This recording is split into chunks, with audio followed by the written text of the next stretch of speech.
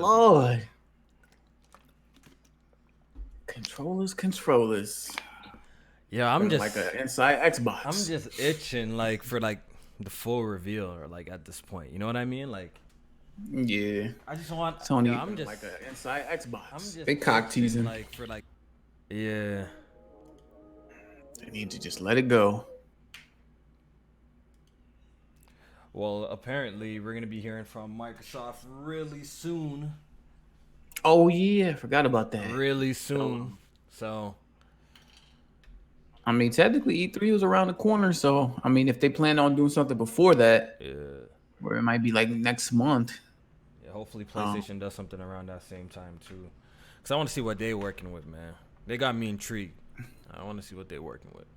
Yeah, now I definitely want to see what that system look like. Yeah. Especially with this controller shit, the Dualsense. The Dualsense. Man. Funny ass name, yo. I'm gonna be calling it the fucking DualShock for like a hot minute before it sticks. What if I told you it's a good looking controller? Let's go ahead and. At certain angles. No. It's a good looking controller. All right, yo. We live, by the way. Shout out to everybody in the chat. We're going to go ahead and get this podcast started, man. We did a podcast yesterday on our Patreon, so make sure you guys check it out. For $1, you get 2 extra podcasts a month. Off the Record was fun. It's always a good time doing that. So make sure you guys check out our Patreon and support that. But let's go ahead and get started, man. Press Start Podcast, episode 146. Battle of the Controllers, man. There's been a lot of talk about controllers these past couple of days because Sony finally unveiled their next generation controller. And it's been taking, the world by storm, you could say, because apparently shattered a whole bunch of records when it comes to social media impressions, when it comes to gaming news. And it just really shows, that Sony's really out here in the best position, man. They got so much clout, and everyone is anticipating their next move. But before we dive deeper into this conversation, we're going to do the introductions for the first time listeners. We're going to start off with Jack. Say what's up. What's good, everybody? What's popping? How y'all doing? And we got Alex. Thanks everybody for coming out and seeing the podcast, everyone. Hope you enjoy. Please subscribe. And we got J-Main. What's going on, everybody? J-Main back checking in with the podcast. Hope everybody's doing well. Make sure y'all hit the like button, share out the stream, let people know that Kofi don't know how to spell. And the title he put DualSense like we was battling. And you know what I mean? Unless it was a double entendre, and you know what I mean? I ain't gonna ask you how. But oh yeah, he did spell it wrong. Damn, that's crazy. Wait. How do I? You playing too much Yu-Gi-Oh? You put an E instead of an A, yo. Put the cards away, fam. Yeah, you did. Yeah. You know what I mean? You're right. I did fuck it up. Too much Yu-Gi-Oh. I've been dog. playing too much Yu-Gi-Oh. That you're right. Oh my. The heart of the cards. You feeling it too much, Yu-Gi boy? You're right. All right, that has been corrected. Thank you, J-Main. Just call him Yugi Boy. Yugi boy. Yeah, man. But yo, before we get into these controller conversations, man, what's everyone playing at the moment? Alex, what you on? Resident Evil 3. Yup. It's okay. It's okay. not good. It's not bad. It's just okay. You done or you like close to the end? I'm close to the end. I'm in the hospital and I just got the fuses.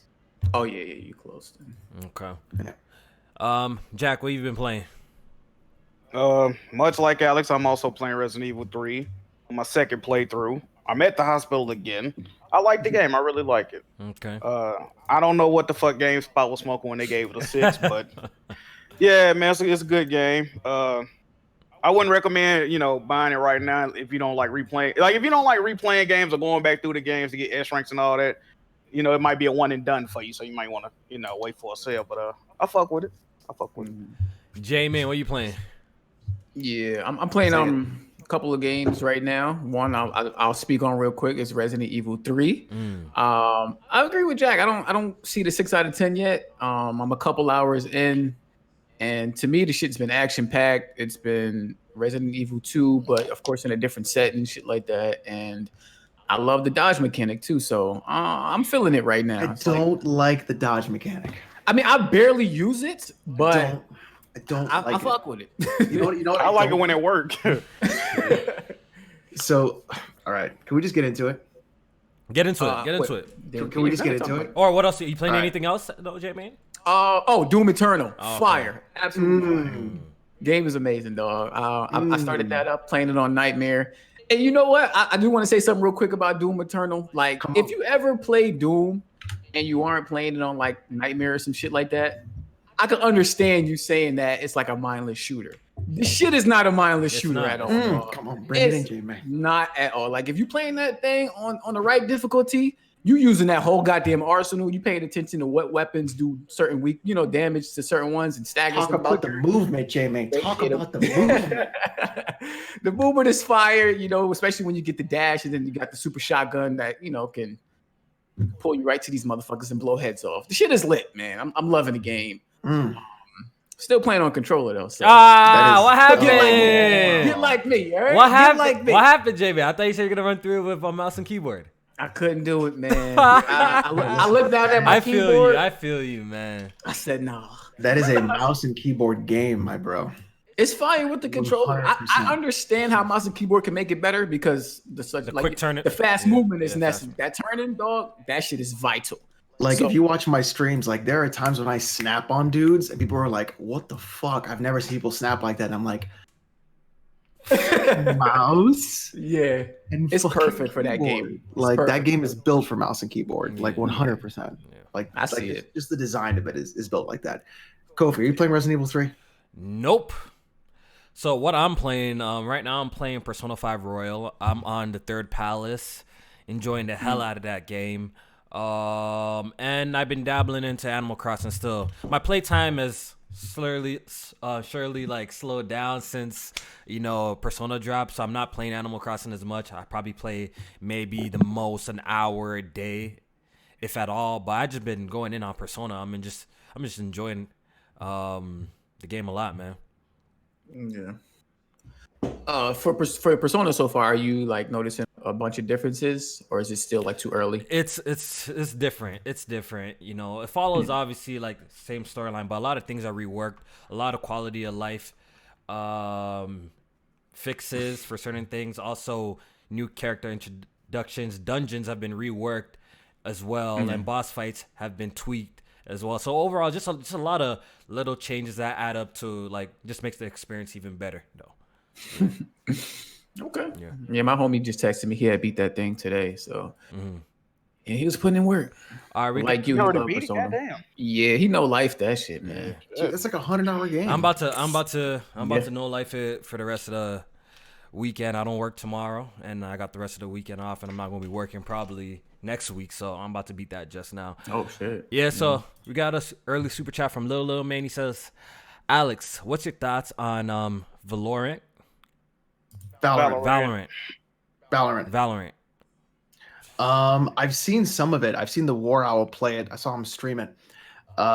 It's interesting. It has a lot of mechanics like Counter-Strike, but then they also did a lot of work on the heroes. And what's interesting is in Valorant, a lot of the heroes, when you look at them specifically up front, you'll be like, oh, that's overpowered, that's overpowered, that's overpowered.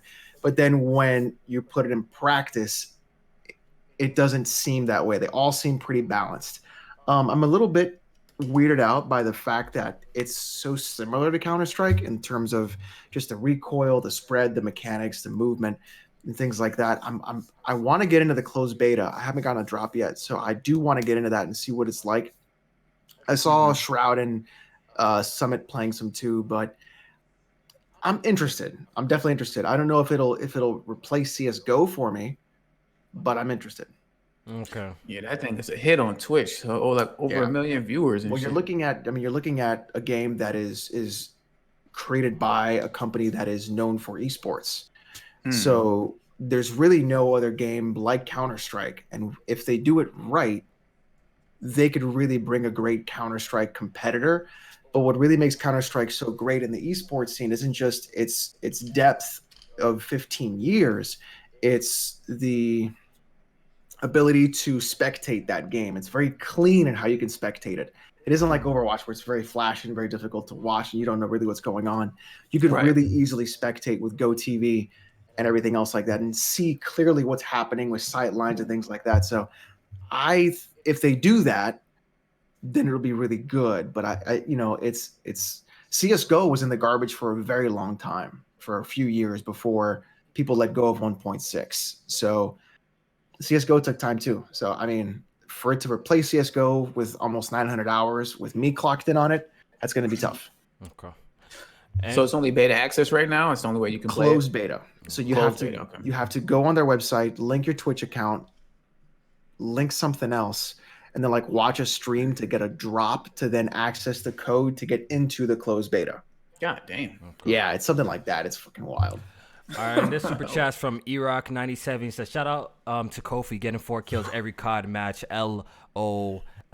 Yeah, so I actually installed Call of Duty a couple of weeks ago, but I haven't been playing. And we're getting on doing some customs today. And nigga, I was really goofing around, but these guys are definitely better than me in the game. I haven't been playing the game at all. But I was doing pistols only. You know, I'm trying to challenge myself. And yes, I was not scoring well at all. But shout out to E-Rock. He's really good at the game. He should go outside, you know what I mean, and get some fresh air for once. You giving him the go outside because you got blasted. But I thought you was gonna pull the BG. I was, if nigga wants to be fair, dog, like I was using fucking pistols the whole time. But these guys are definitely better than me, though. You was handicapping yourself, right? No, but it is true. But I will admit that you died 77 times. Nah, I didn't. Oh, man. Nah, I didn't. I have to put you on scrub quotes, Kofi. Hey, whatever you want, bro. I don't even play Call. They know I don't even be playing Call of Duty. You guys know about scrub quotes, right?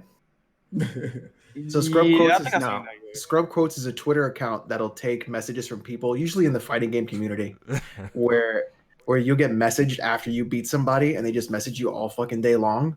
And they'll post it on Twitter for everybody to see, like Scrubs quoting you back and like saying some shit to you. All right, yo, so back to this whole Resident Evil 3 thing. So Jack, on your first playthrough, how much times did you die? I'm just curious. It was either 26 or 29. I can't remember. And were you playing passive as well? Were you trying I was trying to reserve ammo. And you absolutely. And you only died 23 times? No, I was like 20. I think it was 29. Oh man, something like that. I thought I was going to die like 50 times because I had heard BG die 70. Word around the block. I heard somebody die 77 times, but you know what I mean? That's crazy. 77. Even I don't think I'm that many in. Nice. How long did it take you on your first playthrough, Jack? 5 hours. So I'm at about 6, almost 7 hours right now, but I'm taking my time while I'm playing it. I'm playing it on hardcore for my first playthrough. Okay. Yeah, same here. Yeah, that's what I've been doing. Honestly, just looking at the timeline, like Resident Evil 3 has become the biggest dick measuring contest I've ever seen in a long time, bro. That's just Resident Evil, bro. Like that is literally just Resident Evil altogether. Like that game has been a speed running community game since like the PS1. It's like how fast can you do like that's like it. Because the thing is Resident Evil is so like finely tuned that you could literally just like memorize what to press in every screen moving forward and like capitalize on it. So people have been doing that for a long time. Yeah. But I would not be hard pressed to find people shit talking you on your like clear time, death count, and or ammo usage. I heard there's other people frauding and just resetting their load time so they can, you know. Oh, like what you mean, like reloading saves? Before they die and shit like that. I heard the people doing that too. You know what? I don't know the kind of person that would do that personally, but if you did do that as a human being, you're a shitty person. I guess that's a staple in the Resident Evil community, though. Oh, is it? Oh, depending on the situation, I definitely do that. Oh shit!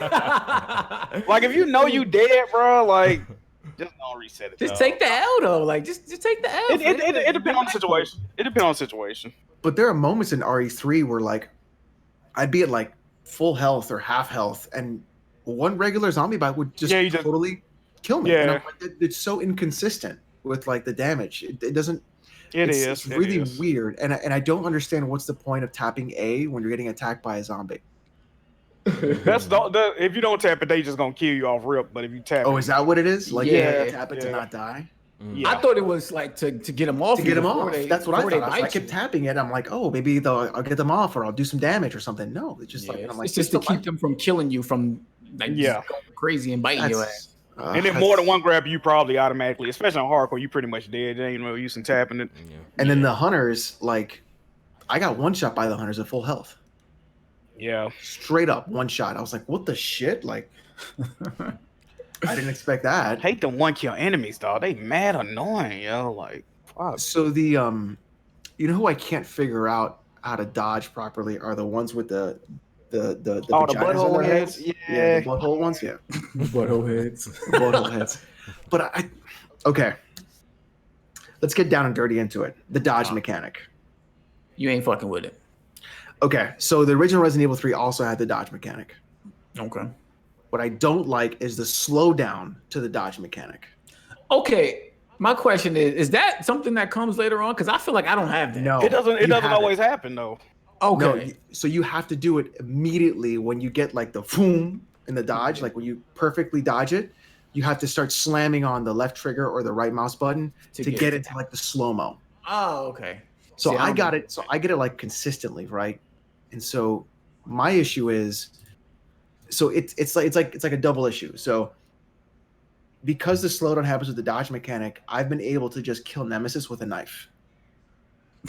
So you just dodge and then knife him up. And I would dodge, turn around, like quick turn, slow down.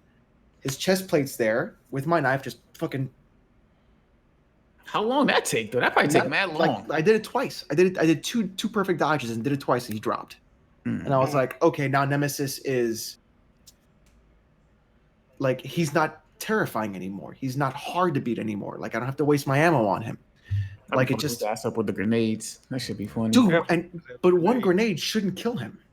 That should put his ass down. that's a problem. He'd be on his knees, like, dropping all types of suitcases and shit. Like, to me, there's so much. There's too much ammunition.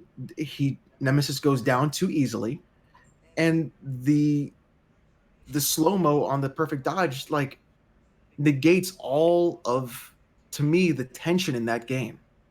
It's almost like a better RE6. Not even really like an RE3.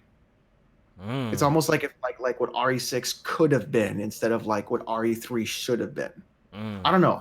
It's definitely easier. I mean, even compared to 2, I think it's an easier game. Yeah. And they got rid of the ink ribbons and shit too. So. Yeah, I'm gonna pick it up. Yeah, the ink ribbons. I'm gonna pick it up as soon as I'm done Persona. I think that'll be the next game. By then, I think it would have dropped in price a little bit, and I'm gonna scoop it up and run through it a couple of times. But there's also some rumors coming out of Capcom about Resident Evil 8. Apparently, that's supposed to be coming out in 2021. Yep. And the title for the game is going to be Resident Evil Village. Yeah. And that's not a scary title. And I think they're trying to be clever with it because, Village and, VILL it makes a 8. So they're trying to be 8 in Roman numerals. So they're trying to be clever with it. So here are some bulletin points about it. Bulletin points. Yeah, this is. No, I'm just teasing. Okay. I don't get it. All right, so it's possible Resident Evil 4 style inventory UI. It's gonna be a European setting. It's gonna have weird elements and hallucinations and stuff like that. I think that's gonna. I like that part. Wait. What's gonna have what? Weird elements like hallucinations and shit like that. Yeah. Okay, I could dig that. And it's gonna have a new stalker type of enemy, I guess, like Mr. X. And Chris is gonna play a central role, and it's gonna be the main protagonist from Resident Evil 7. He's gonna be carrying over to the new game. We're gonna be playing as him again. Oh, really? Yeah. Yeah. Okay. Ethan, I think his name was Ethan. Ethan. Oh, I didn't know that. What the fuck? So I haven't played 7, so I have to do that. But I think I'm gonna do the whole series again. I don't know. Okay. I liked 7. So, what's your thoughts? I like 7. On this rumor? Apparently, the people who are like leaking it or releasing it are very credible, and they've been right a lot of times when it comes to like Resident Evil leaks. So what do you guys think about, this setting as well? It's going to be first person. If I didn't mention, it will be first person again and not third person. Yeah. Yep. Jay, main thoughts? Yeah, I'm with it. I was a big fan of Resident Evil 7, and I know a lot of people feel like that game fell off at like the ship area, but that was actually one of my favorite sections of the game. So if they tap into stuff like that and first person is coming back, I'm with that as well. I think in the post he had mentioned something about this being a development for Revelations 3 that eventually turned into it's not going to be Resident Evil 8. So when I hear stuff like that, though, I do kind of get worried about the development of the game. Like Days Gone and shit like that? Oh, like with the development of Days Gone? Mm-hmm. What happened with that? And then, wasn't it like, the developer did PSP games. That's what it was. It wasn't Days Gone, it was a PSP game. Yeah, but I think this one is saying they're working on Revelations 3, but it's just, I guess it was so good, they're fucking with it, and you're like, yo, make this into Resident Evil 8. So it's not that could be an okay thing. That's probably a good thing if it was so good that they're like, all right, this needs to be a mainline game. So I'm very interested in it. I enjoyed Resident Evil 7 a lot.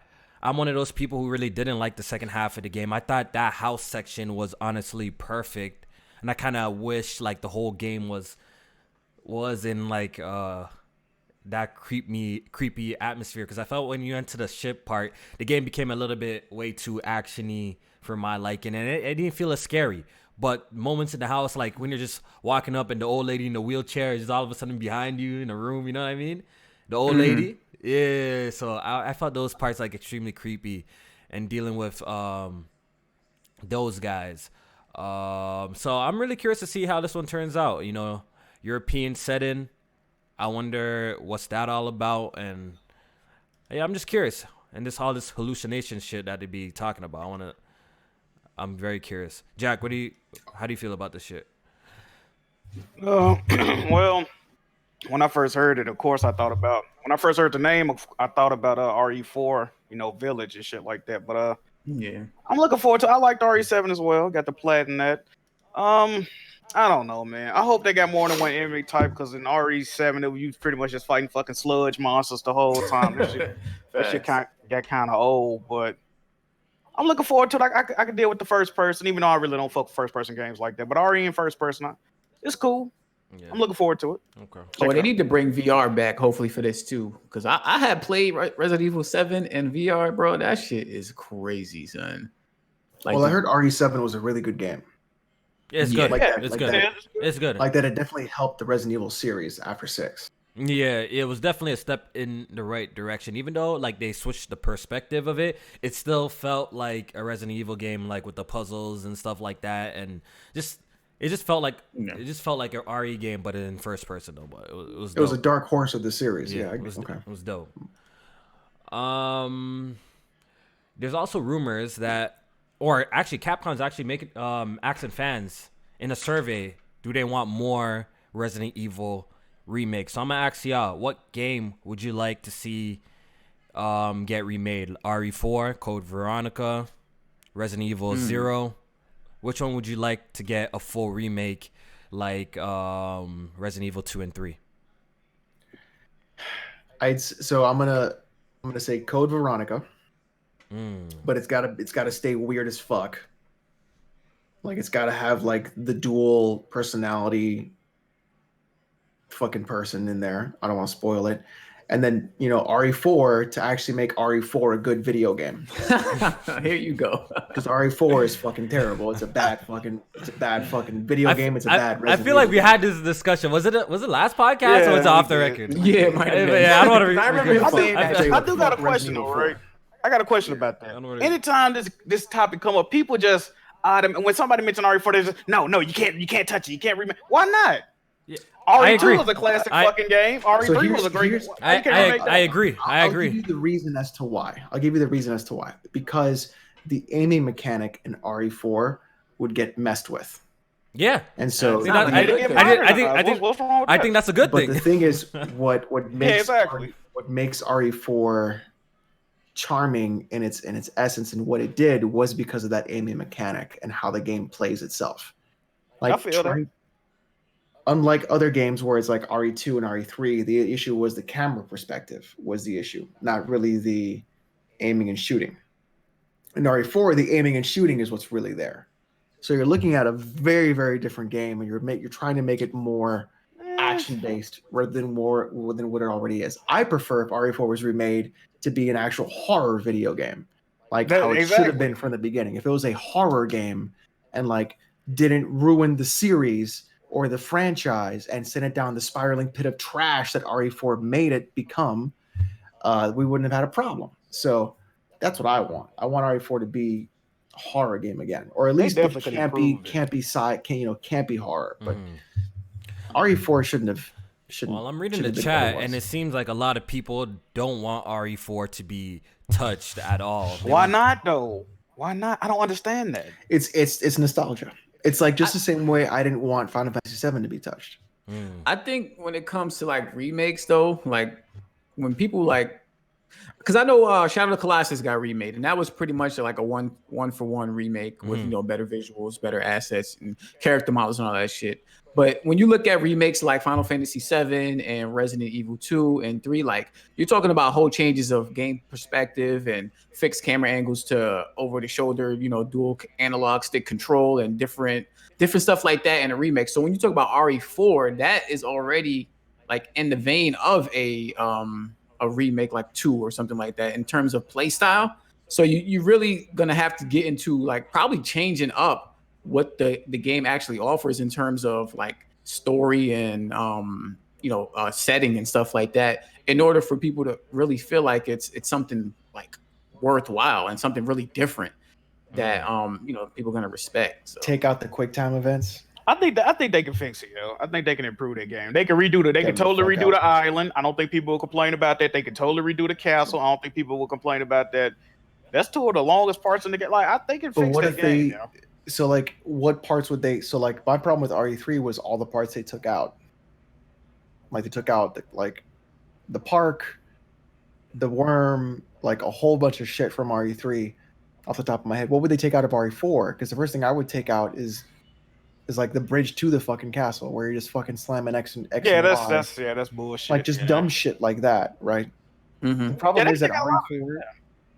The problem with RE4 is that so here's the funny part. People like RE4 but don't like Platinum. RE4 is literally just a Platinum version of Resident Evil, so fucking get with it. That's an interesting take. Games? Yeah. That's an interesting take. It's interesting RE4 is literally the Platinum version games of Resident Evil. So Jack, you like Platinum games. You're done. Don't do that. Don't do that. I don't know how you came to that. There was an attempt. It's a wild reach right there though. I don't know. But to answer the question, I would probably say Code Veronica first, and then give it a little bit more time. Let's see what they can do with these like next generation's hardware and what type of changes come to gameplay that can really like a remake like Resident Evil 4 can take advantage of. Because I would like to see things like that in a remake to that kind of game, like gameplay. I'm gonna ask you guys in the chat a question as well. Do you guys think they're pumping out these remakes too fast? Yes. I mean, when people say they're taking shit out and stuff like that, then yeah, I would agree. So if we got like Code Veronica next year, you don't think they're pumping out do you guys have Resident Evil fatigue? That's what I'm asking y'all. There's already rumored to be Resident Evil 8 next year. No. I didn't play like 4 Resident Evil games this year, man. I'll take another one. Fuck it. Yeah, strangely enough, I don't have fatigue from it. Like if 8 was coming out early next year, like we got 3 early this year, 7. What came first, 2 or 7? 2 remake, and then it was 7 before that. No, it was 7. It was 7. 7, then 2, and then 2, then 3. Now, yeah. Right. So we pretty much got a Resident Evil every year. I mean, they've been good though, like So as long as they're good. Yeah, until the games get bad, then I'll say stop. But hey, man, RE2 was a really high point. Like it started with 7, it was great. People loved it. They knocked it out the park with 2, right? We can all agree. No. Alex, all right, we're not going into that. No, don't do that. That was that was in your game of the year running, dog. Don't do that. Yeah, that doesn't mean it's better than the OG. Okay, No, we're not saying that. that. We're not saying We're not that. saying We're just that. saying they did a good job with it. People loved it, right? Now 3, we're trying to start to see a little bit of a decline. Not so much people are fucking with 3. This how it was back in the day too, though, Kofi. Like when 3 came out originally, people didn't need, you know what I mean? They like, oh, it ain't RE2 type shit. Oh, okay. And I think they came out of your part back then too. So. Oh, okay. It's similar. It's similar. That's why I think I said the other day in the Discord that RE3 is suffering from the same issues that the original RE3 suffered from. Right, a year apart. It was supposed to be a side game. It really wasn't a side game. It was only one campaign. The replay value was kind of weird. It was still a full price title. Like we didn't know what was going on. So it's just it's a very weird sort of like game in the first place. But I don't know, man. But I think I have a special place tomorrow for Code Veronica because it's very 1990s, like Matrix action movie, fucking sci-fi bullshit. And I'm kind of okay with that. See, I still have my Dreamcast copy of the game. Like literally, but it's just been so long since I played Code Veronica, and I remember playing out with my 2 older brothers, and that game scaring the absolute shit out of me. Like that's my only memories of Code Veronica. When the dogs and shit, that shit used to scare the fuck out of me. So I'm definitely down to revisit Code Veronica, probably over RE4, just because it's been so long since I played Code Veronica, and I would like to see what they can do with it. But I just hope that, they take their time with these remakes, and do it their due justice. You know they what don't I mean? Pump them out. Yeah, take your time with it and make it. it great. I don't care. You don't have to pump them out every year. Just take your time with it and make sure it's fire. I think it will pay off in the end if they, take the time with it. But we get 2 the next 2 years. We getting 2 games, though, right? According to these rumors, we getting RE8 next year. Then we getting a remake or whatever. Remake. So 2020. So most likely it will be split between 2 different teams. Then maybe like this situation, right? Like we had with RE2 and RE3. I got a question for y'all. Did the people who made RE3 remake do the not revelations? Fucking what's the online portion of it called? Resistance. I have no idea. No idea. Oh. Because I wonder if they did like split development between those 2. So like what they could have done was just not fucking do Resistance and just put more work into RE3's campaign. Yeah, that's what I was getting at. Done that. They definitely could have done that. Like that is a moment where I literally agree with people who are like, don't put a fucking multiplayer mode in this. Just make the fucking campaign better. Yeah, so would you not a multiplayer like this? Like they was trying to add value. That shit. So would you say this is a tacked on multiplayer? Would you consider this one tacked on? Absolutely. Chris Righteous in the chat said it was outsourced. It's just boring. Like it's boring, yo. It's horrible. So whether or not it was outsourced really isn't the issue. The issue is that money was spent where it should have been spent, and they should have just put more resources into just making the campaign. Okay. There's nothing. I want to ask y'all a question though. Like, who wanted this? Like, has Resident Evil multiplayers ever been popping? I know like there was one like Mercenaries or some shit, and like, has Resident Evil like multiplayers ever been like good? I wouldn't know. That's why I'm asking y'all. Well, they had some online only games at one point. Yeah, but were they ever good? I don't really hear anybody. I never really hear anybody like singing high praise or like wanting a Resident Evil multiplayer. Operation Raccoon City. Wasn't that like terrible? I heard of that one. Yeah, that was on PS3. BG, the only person I know that played that, BG and fucking Breezy. Like, them the only 2 people I know that played that shit. Yeah, Operation Raccoon City. Yeah, it was a third-person shooter. Oh, okay. Yeah, that's the multiplayer one.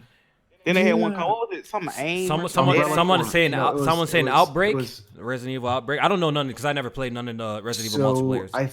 Was Outbreak the on-rails shooter? I have no idea, bro. Yeah, that might have been. One of them was a light gun game. You see, like the reason why I'm asking this, I'm like, yo, who wanted this? That's what I'm asking. Like, who wanted this? I mean, if people might have wanted a multiplayer, but I just don't think the what's it called? Asynchronous.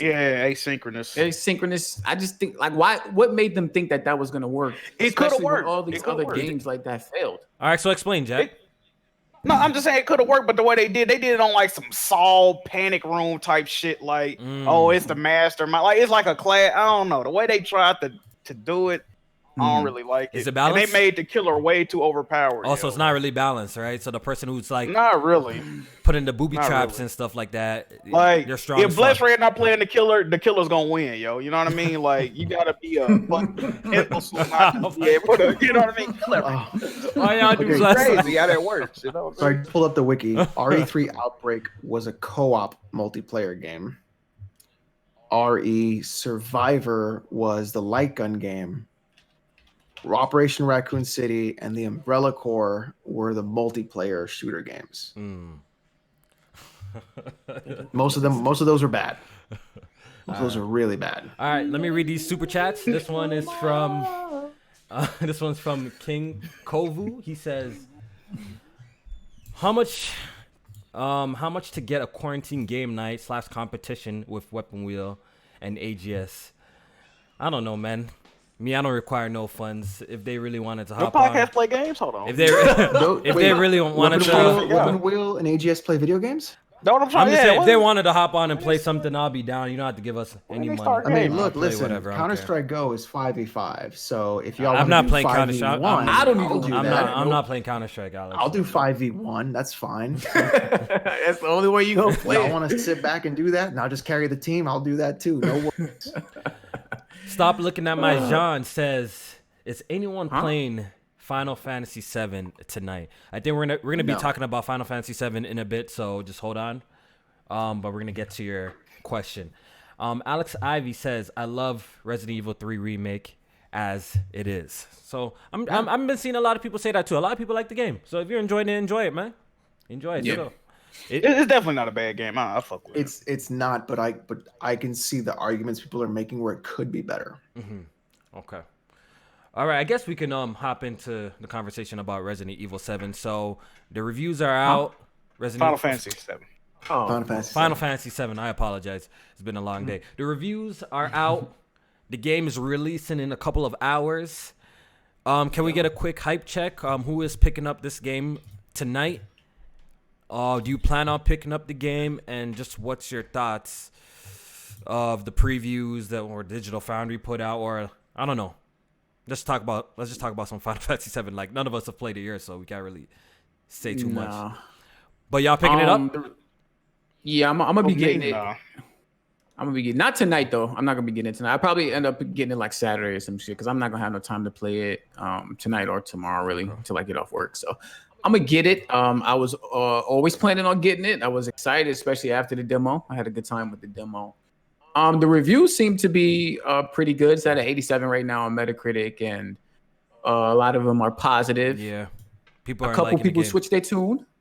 People switched their tune about they were saying like they didn't understand the direction that they were taking with splitting it up into parts, but now they see the vision, or at least they think they see the vision that Square Enix is going for. So I mean, that's good to hear. That's good to hear. The vision to get in your pocket. Make you pay $200 for one video game. There you go. Listen, I wanna just like clear the air. I think we already did this, but we're gonna say it again because we still get occasionally tagged on Twitter. Shout out to Chris. I see him in the chat too. He's a supporter of the podcast. I know he's. Yo, I've never seen. Wait, hold on. Such Hold a on. big fan like Chris, Oh my man. god. Oh my god. You pull up on Chris Rogers? I know he's a. Hold on, Let me finish talking, bro. Before I lose my point. Y'all gonna lose your point. I've never seen anybody swallow cock more. Oh than my god. Not like this. Yo, Chris, Yo, that's Chris, you don't mean that's your beef with Alex. This guy can sit here, turn his takes his Avi profile picture, turns it into every game he's hyped about. Then he turns around and defends every game he's hyped about. I didn't Then mean for this to go like this, dog. Like, nigga, I didn't mean. this way. Then my man swallows so hard for every game he's hyped about, and then when he's done playing it, he never plays it again. Yo. PlayStation trophies, my boy. If you defend games so hard, I want to see how hard you defend Get this man games. on podcast next All you're week. doing is sitting on Twitter. You're not playing video Chris, games. pull up This is to PSP, man. I don't want Pull up niggas. your trophies, man. No, pull up. Crazy. No, I mean like pull up your trophy. pull up to PSP, man, so you can get your shit off if you want to hop on the podcast right now. I'm not gonna let Alex come here and disrespect you like that. Listen. So I'm not gonna let Alex. How can disrespect he you even like talk when he's swallowing all day long? I've never seen it. Chris, pull up. Chris, hit me up on Twitter. I'm gonna send you the link, and me pull up because I can't. I don't like that, man. Let that man live. You have to come and defend yourself. This is wrong. Hey, What man, I was you gotta trying to pull say. through, yo. What I was trying to say is like, we do get at about this for some reason. I think people were saying that like we think the game was gonna be bad or we think the game was gonna be short. If you've been actually paying attention to anything that I've been saying about Final Fantasy VII, I just want to know when the thing is going to be complete. That's my only question for the game. I had no doubt that the game would be good. That's a valid question. I just want to know how many parts of it's going to be and when is this shit going to be complete. You know what I mean? It's going to be 3 parts. That's what I just want to know. And that's been my only question about it, but it seems to trigger people sometimes, I guess, when you bring it up. Because I think it's a valid question to have. Like, yo, like, when are we going to get the full release of the game? But people be adding me, be like, yo, Kofi, it is a full game. And I understand technically it is obviously a full game, but I'm just talking about, like, how many parts we're going to get the conclusion of the story and stuff like that. And I've heard some crazy ass damage control from especially Jay Barry. Shout out to my man Jay Barry. Oh, man. He's been on some crazy type of damage control for this game. So, you know how people are saying, like, you know, Final Fantasy VII Remake is not, like, the full story, obviously, of the game, right? And Jay Barry came on the timeline, and he's like, the original Final Fantasy was not the full story. You know, he said that on the timeline? Yeah. You know, he said, boy. So he was implying that the original Final Fantasy that came on PS1 is not the full story. To get the full story, you gotta watch Advent Children. You gotta play Crisis Core. You gotta, play all the spin-off games and stuff like that to get the full, technically, the full story of Final. So, I'm like, yo, niggas, y'all doing too much. Y'all doing too much right now. Just enjoy the game. Just enjoy it. You know what I mean? Just enjoy the game. But yo, listen. It's not the full game. It's not even that it's not the full story. It is not the full game. Period. You're getting a blown-out section of Midgar that is 5 hours and fucking buffed into 30 hours full of bloat and nothing else for it. You know what? We're gonna get somebody who actually played the game, right, to come in here and talk about it, because I think Chris said he's playing it right now. So I want him to come here and talk about it, and you can also pull up on Alex's ass a little bit too. So while I get him the link, Y'all just converse with yourselves real quick, yo, about something. Don't just leave no dead silence. I mean, shit. Y'all heard Takashi Kid snitching again? Did he really get caught snitching? I'm bullshitting. Look, I think it's gonna be a fine portion of the game. Like, that's just all I got to say about it. Man. Somebody in chat said you didn't even polay it, Alex. You didn't even finish the 3rd grade, boring gamers. You dumb bitch. Hey, I do want to ask y'all something. Go ahead, Jack. I don't have an interest in this game. You know, I'm not a big Final Fantasy dude, but I was watching the Digital Foundry video. I just want to say, man, why did some of the textures in this game so bad? Yeah? Okay, hey, man, I heard. What happened to these textures, man? That shit. I heard like the first chapter of the game looks absolutely fantastic. Environmental textures look good, and I've been communicating with some people who've been playing the game as well. And they said, like, when you get to, like, the slums area, like, some of the textures look as bad as PUBG. That's a quote from somebody talking about. It looks as bad as some of the NPCs, they mouths don't be moving with the, like, bro. I was like, what the fuck?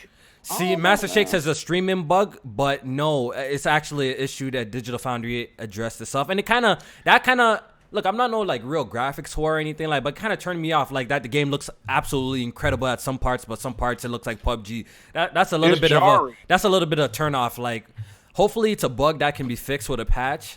That's what I'm hoping, because it sounds a little crazy. Hold on, let me see. I just don't understand why there would be such a disparity in the visuals between what they have and their characters and actually the world itself. That's my thing. Okay. Hold on. I'm trying to see if I can get Chris in here so you could talk about more Final Fantasy. But J-Man, how many parts do you think is gonna be in the game? Let me ask you that question. How many parts, if you were to make it, just a guess, is it gonna be a 3-part, 4-part, 6-part? This is an uneducated guess because I have not beat the original game, so I would think 4. Like, I'm thinking 3, but I'm thinking maybe like a game split up in 4 parts, so that don't even sound right, yo. Like It shouldn't be split up like that. It should be the complete game. I think three is the most they can get away with, though. You think so?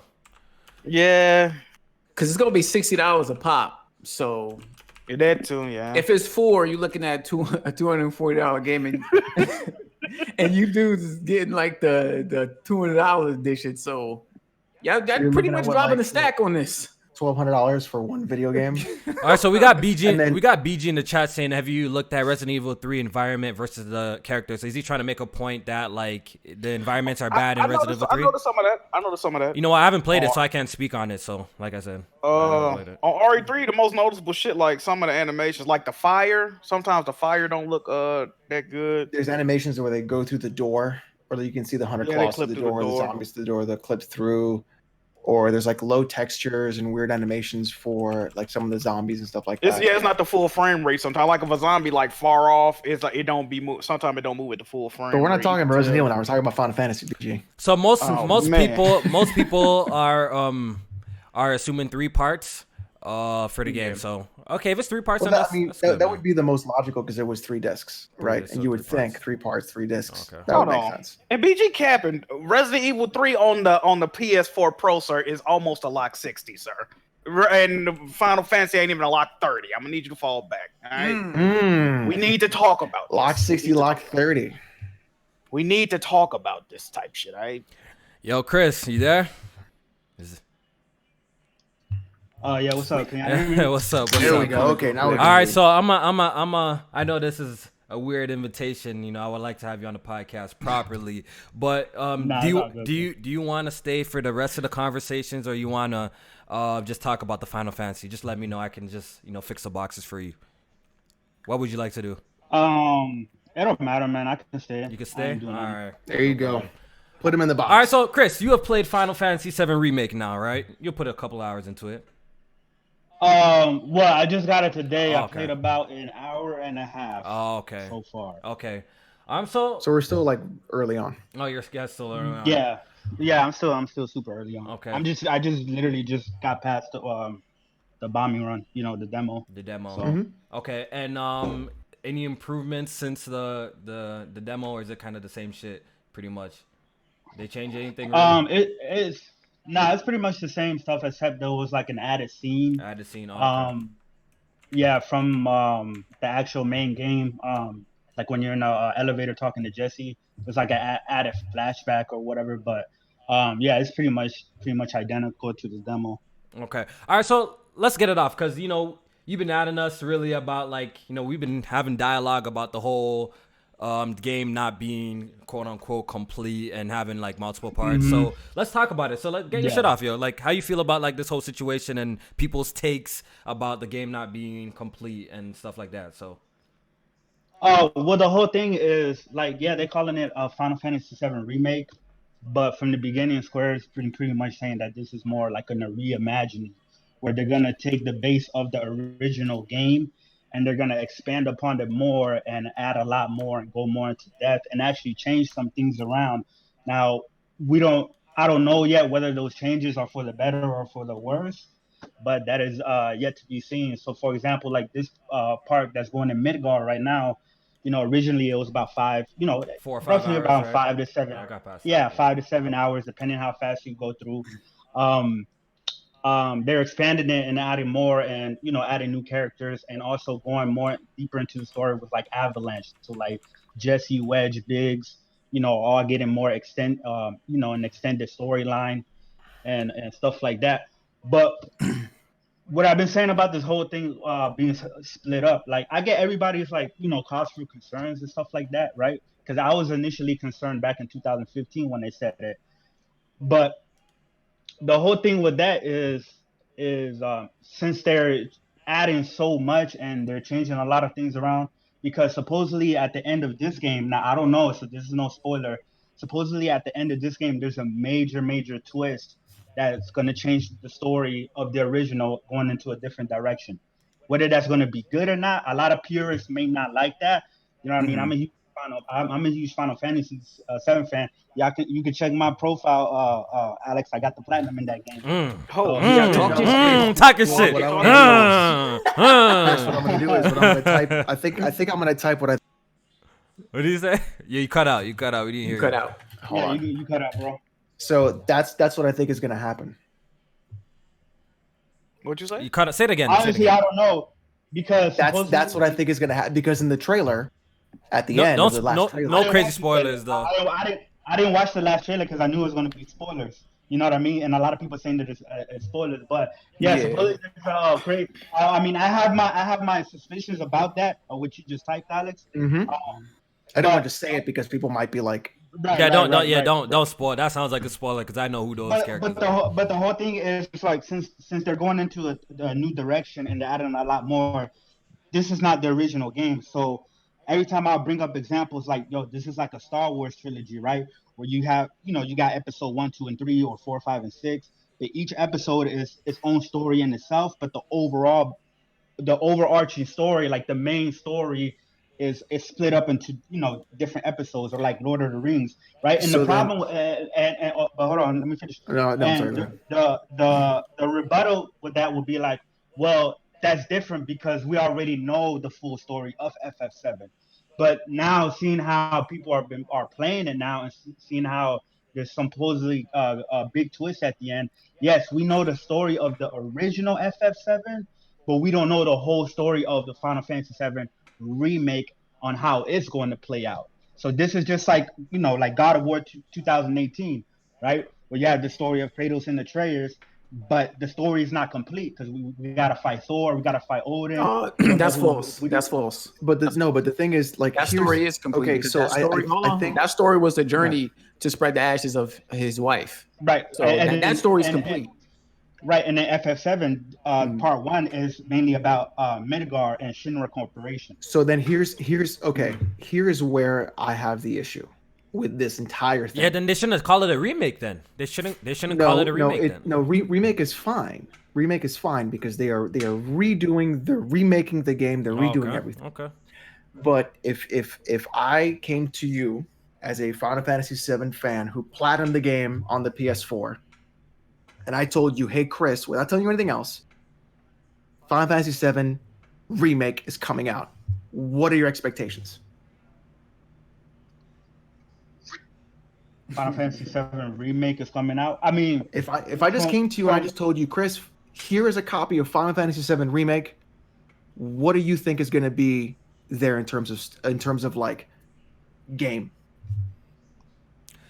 Listen, if I didn't know anything about it, or what like the developers were Correct. saying, or anything, If I just came to you and said this game is called Final Fantasy VII remake, you would assume that would be the whole thing. You would assume that would be anyone, the whole thing. anyone will assume it would be the whole thing, right? You would assume it would be the whole would thing, assume- correct? I would assume it will be a 1-to-1 remake of the original. Yes. Yeah. That's fine. Yeah. So then that's fine. So then the whole thing would be there, correct? The whole original game, yeah. So yeah. then why is it not remake episode 1, episode 2, and not just called remake? My issue isn't the fact that it's being remade. My issue is not the fact that it's changing the story. My issue is not the fact that anything. My issue is it is incomplete. It is incomplete. Whether or not it is a full game is not the question. The question is that it is incomplete. It should not be released as remake because it is not fully remade. It is a part of a remake of set of a series that are chained together. It is There not is no. a Here's the thing. one-to-one. It doesn't have to be 1-to-1 because RE2 wasn't 1-to-1. RE3 isn't 1-to-1. The game is literally, physically, incomplete. Yeah, it's a sequel. There's sequels coming. Period. There's sequels coming. And here's the thing: the people who are played it and beat it, right? Like I think I sent Jimmy and Jack with a clip of like I think it was kind of funny. Yes, right. Yeah, I saw And you remember what they said, and even GameSpot, who gave it a 10 out of 10, they said as a standalone Final Fantasy game, this remake is complete.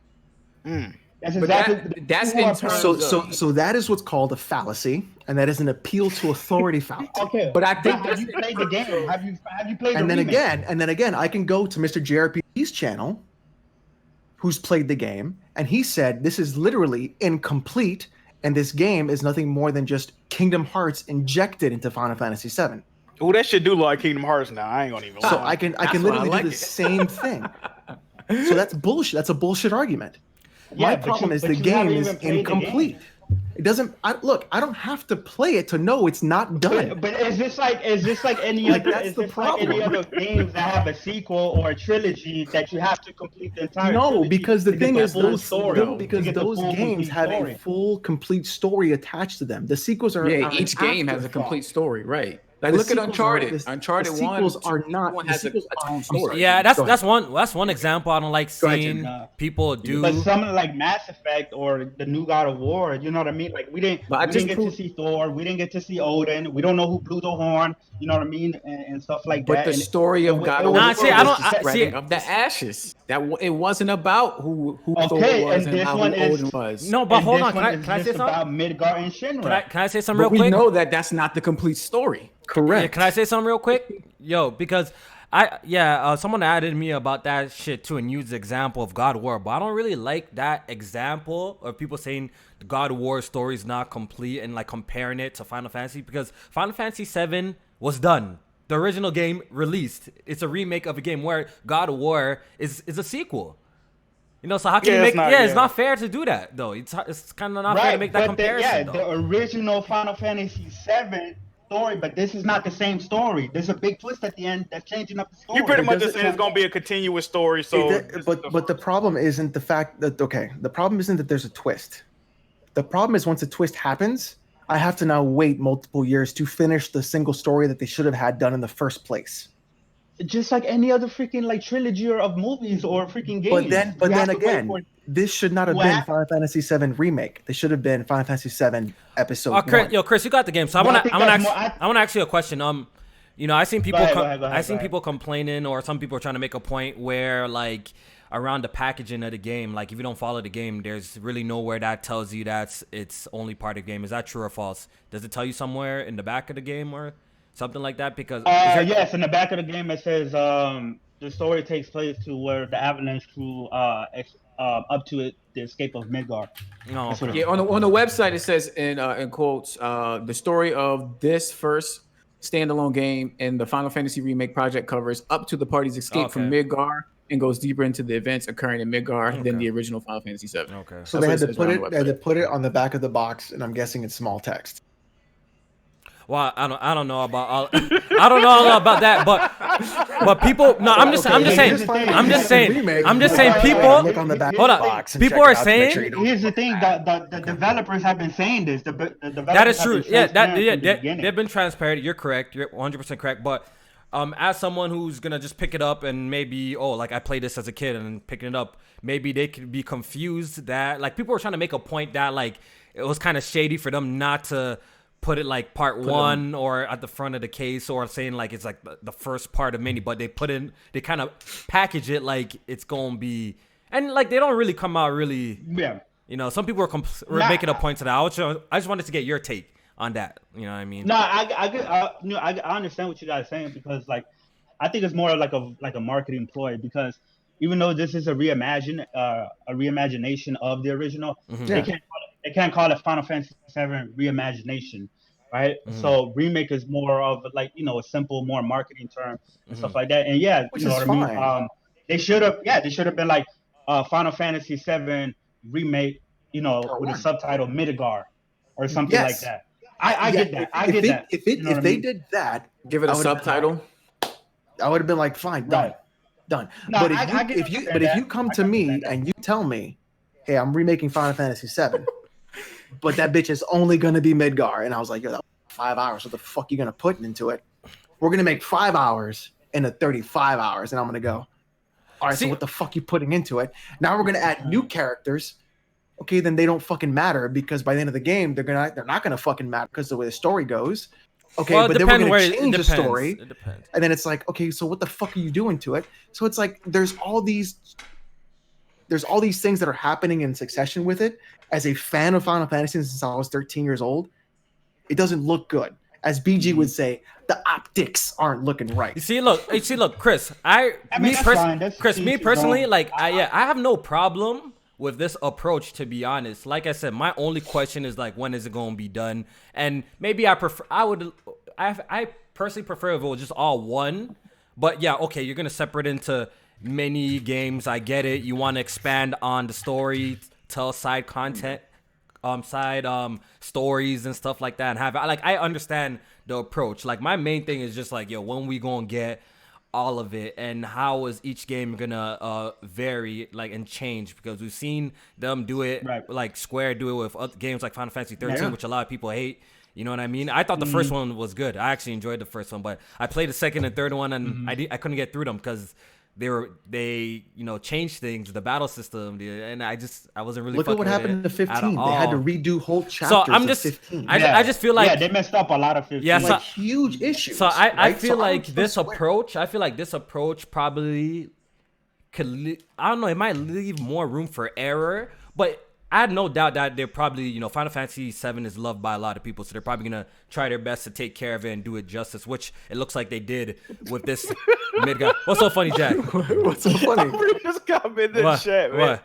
Oh, he said Kofi bought Persona 5 for the 20th time and won and wheel in Final Fantasy 7. But how's that? Yo, but how's that like relevant though?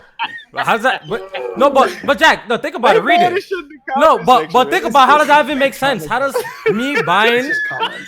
How does me buying it make it relevant? How's that relevant? People use Kofi. People say "you're" like as you are, but Y-O-U-R, and they missay things, and they're like, "Ooh, fucking, you don't know what you're talking." It's like, you're but I don't even understand how. Like, I don't get the correlation. Like, I want to get the joke. I don't get the correlation. Comment section just funny right now, man. So Attic just DM me. He says he wants in too. Oh, but Attic, yo, you gotta go on about Final Fantasy all fucking day. You take a break. We got Chris here already, dog. Yo, who's deleting all these messages? What's going on? Leave it alone, bro. Let them wild out in the chat, bro. The fuck? Can I say one more thing about this before we move on? Go ahead. Oh, shit. All right, so I understand y'all concerns and criticism. Like y'all about, like Alex, you're completely valid and how you feel about this. Same with Kofi, same with J Main. I think I'm getting the game, and bro. I know Jackie, you don't really care.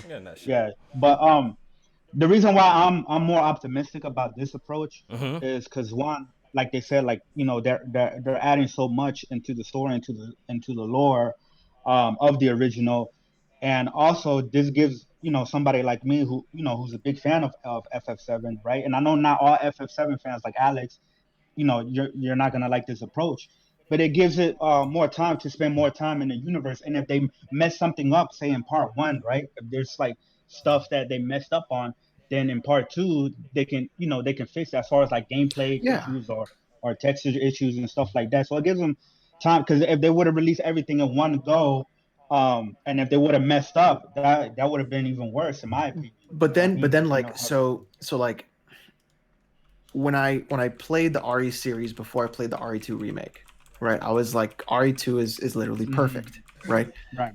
So, but when I played FF7, when you think of like what I want an FF7 remake, right? I would want the actual Japanese translation, because the English translation had a lot of issues and a lot of mistranslations. A lot of stuff was cut out. So I would want that, and then I would want like the full story done with all the modern visuals and stuff like that. The combat system, I'm not a fan of, but I can understand why they would go in that direction. New Square Enix hates old Squaresoft. I get it. They have this weird grudge. I'm not even gonna get into that. Want more money. Yeah, right.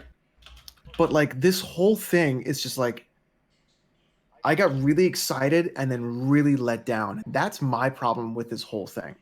Is like you're gonna sit here and tell me that there's a remake coming and then not give me the full game. It is what it is, though. It is what it is. I'm sure, like I said, you're gonna have some people like Alex who doesn't like this approach, and you're gonna have people like Chris who likes this approach, and they're gonna be extending on the stories.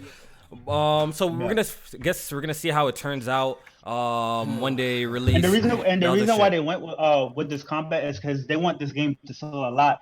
And turn-based JRPGs, unless you're Pokemon, you don't really sell anywhere close to like 10 million. Sir, Persona 5 R just came out. You know what the sales for Persona are? But what are the sales? Things like that, right? Yeah. You're gonna tell me that a what I would consider a niche RPG selling incredibly well that is turn-based. 3 million ain't doing shit for Final Fantasy, dog. Exactly. That's not enough. You just need the name Final Fantasy. Well, that's because Square is poorly managed. That's why 3 million ain't doing shit for them. Like, wasn't they complaining about something selling 5 million? yeah, it was Hitman and Lark. that only Yeah. sold. And that's only amazing sold, to me for like, I those think Kingdom Hearts 3 games. sold what 5 million in 1 week. Nah, First week. listen. I love turn-based, or I don't have no problem. Like I like Persona, I like all the turn-based RPGs or whatever. But Square wants more people, like especially out here in the West, where turn-based, unless you're, like I said, unless you're Pokemon, isn't gonna hit like an 8 to 10 million seller, like what they want this game to do.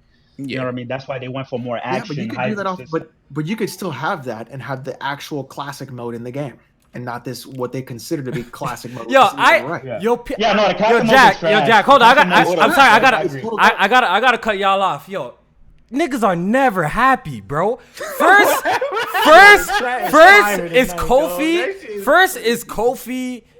You know, wastes his money and buys everything. Now these niggas are in the chat upset that Kofi bought Days Gone but skipped the Resident Evil.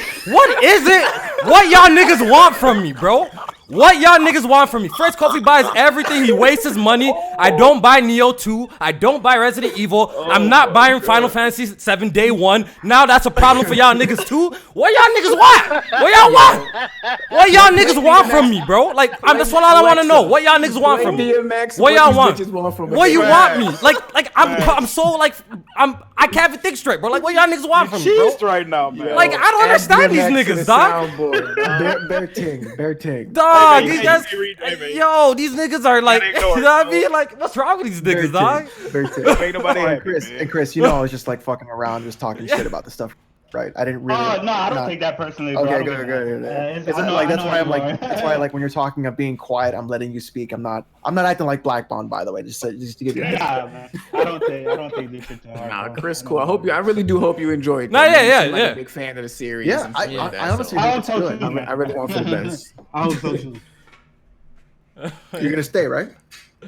Yeah. Let's move on. Let's move on You're gonna because stay. let's move on because I'm pretty sure Final Fantasy will First, be. okay, so can we get on this topic of what do people really want from Kofi? They don't know, bro. They so don't know Kofi, what they want you from me, bro. Like, I don't know what I'm supposed to do. Like, what do you want me to do? First, I'm a hype beast clout chase who buys everything, wants to play everything. All right, so I stopped buying everything day one. I'm chilling. I'm not buying Resident Evil 3. I'm not buying Final Fantasy 7 remake. I'm not buying Neo 2. I didn't buy none of them shits. I'm chilling. Now y'all niggas have a problem with that too, bro.